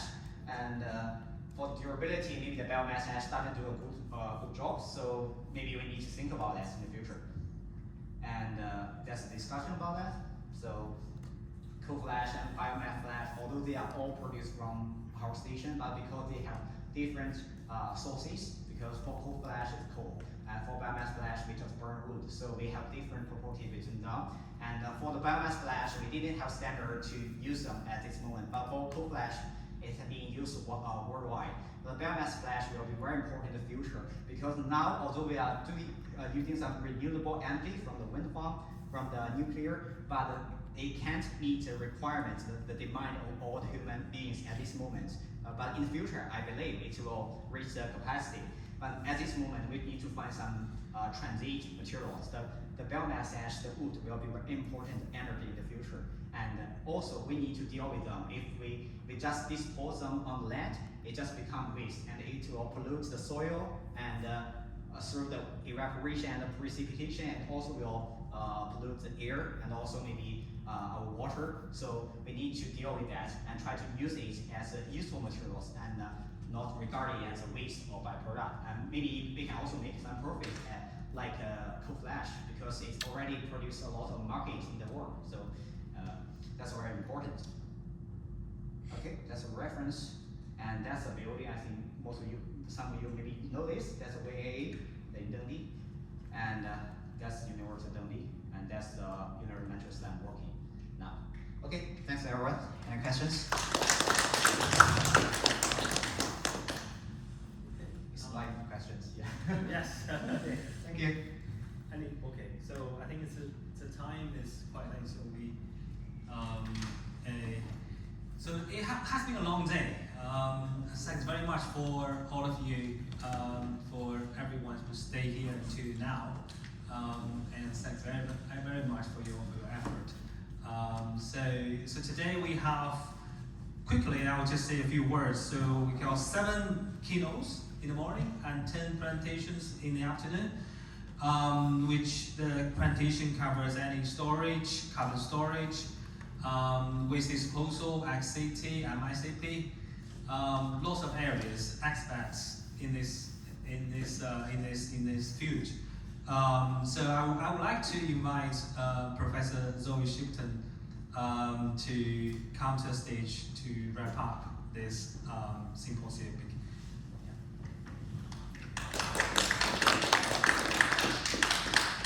So firstly, thanks very much to you all for coming. It's been a really, really fascinating day. Catriona had to leave early, but she said the same before she left. It's been a really interesting day. I think we have to thank Shang Tong and his team, who have done an absolutely amazing job putting this together at very short notice. I think we have to thank the catering people for a truly excellent spread at lunchtime. And I wanted to just pull a few themes together from the day that struck me. Now, these are my personal observations. So we started out hearing about the Yuen Long Lake Observatory and also about the UK GEOS observatories in the UK and the possibilities that these have as platforms for research. But what struck me was the themes that came out of all of your talks, and particularly in the afternoon. So we saw lots of talks on multiple different applications, so from heat pumps to geothermal to radioactive waste disposal. So we have a lot of different types of end users that want to use this science and engineering technology that we want to be developing at these test sites. And all of those people need to understand how geology can service their specific needs, whether it's radioactive waste storage over 1 million years or if it's a ground source heat pump that's got to last for 30 years. We saw a whole theme around data, from the idea that the BGS are using Victorian maps and borehole data to help build the 3D models of the city that we're in now, all the way through to this incredible volume of data in the Deep Time Digital Earth project. But all data comes with problems, whether that's sampling bias or human bias in data. And so there's some really interesting opportunities that we have to get around things like sampling bias by going underground and going into an actual tunnel where you can sample really 100% of the rock mass rather than only the bits that nature has left sticking out that we can go and have a look at. So I think the opportunity that these underground labs have to help us address some of the biases are really huge. The final thing that emerged was all around heterogeneity, and we saw that in talks. We saw Qing Shen's talk about heterogeneity in rock fatigue. Azerbaijan was talking about heterogeneity in reactive transport modelling. Rui from the University of Aberdeen talking about the really small core scale heterogeneity and effects on very low stress deformation. And several other people mentioned heterogeneity. And geology is an inherently heterogeneous subject. If you're a structural engineer building a building like this, you commission some steel, you know the material properties of the steel, right? You know them really tightly. But what is the unconfined compressive stress of any one particular piece of rock? If you take multiple samples, you'll get multiple values with a range and a standard deviation and so on. What that means for transport in the Earth's crust is that fingering type behaviour that we saw in your reactive transport models and in Guiji's MICP experiments, that's normal, right? Rocks are not uniform materials. They are incredibly heterogeneous. And even things like uniform sandstone, if you leave those exposed to industrial pollution from the Victorian era for 150 years, you can see really, really subtle variations in the petrophysical properties that are picked out by pollution. You can see that in Glasgow. So So why does that bring me back to these underground labs? Well, what that gives us a chance to do, particularly the Yunnan Lake Lab, is it gives us a chance to do experiments in real rocks at real length scales. So not small lab scales, but sampling real heterogeneities at the geological length scales that make a difference, and then mine back, extract those rocks out, and look at what's actually happening in those real rocks. So that's what the really key bridge is. Somebody at lunchtime was talking about upscaling. Upscaling is hard. You don't need to upscale if you can mine back. So this is such an exciting opportunity for a joint collaboration addressing really difficult and exciting problems of geoscience, of application to multiple different areas of society. So it's the first of our annual Yunnan Lake Loch Lomond Symposia, and I think after today I'm really excited about the next one. So thank you very much, everybody. Can I now invite Zoe? Can you stay? Yeah, and properly as well. Come to the stage, and also the presenters this afternoon. We've got a certificate for you, which includes a certificate is the Travel Award, which will support you to come to the next Yunnan Lake Loch Lomond Symposium in China. So it's about 1K travel award for each of you.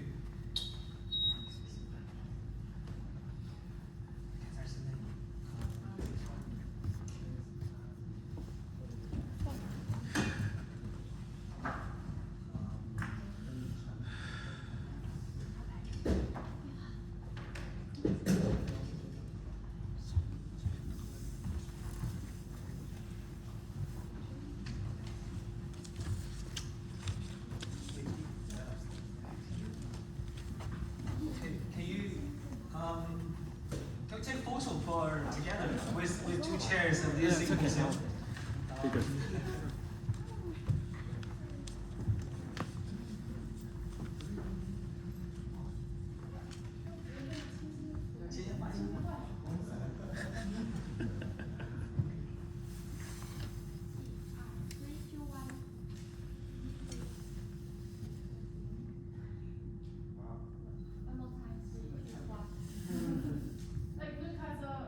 the pink one first.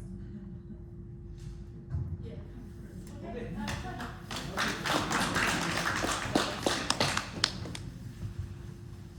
All right.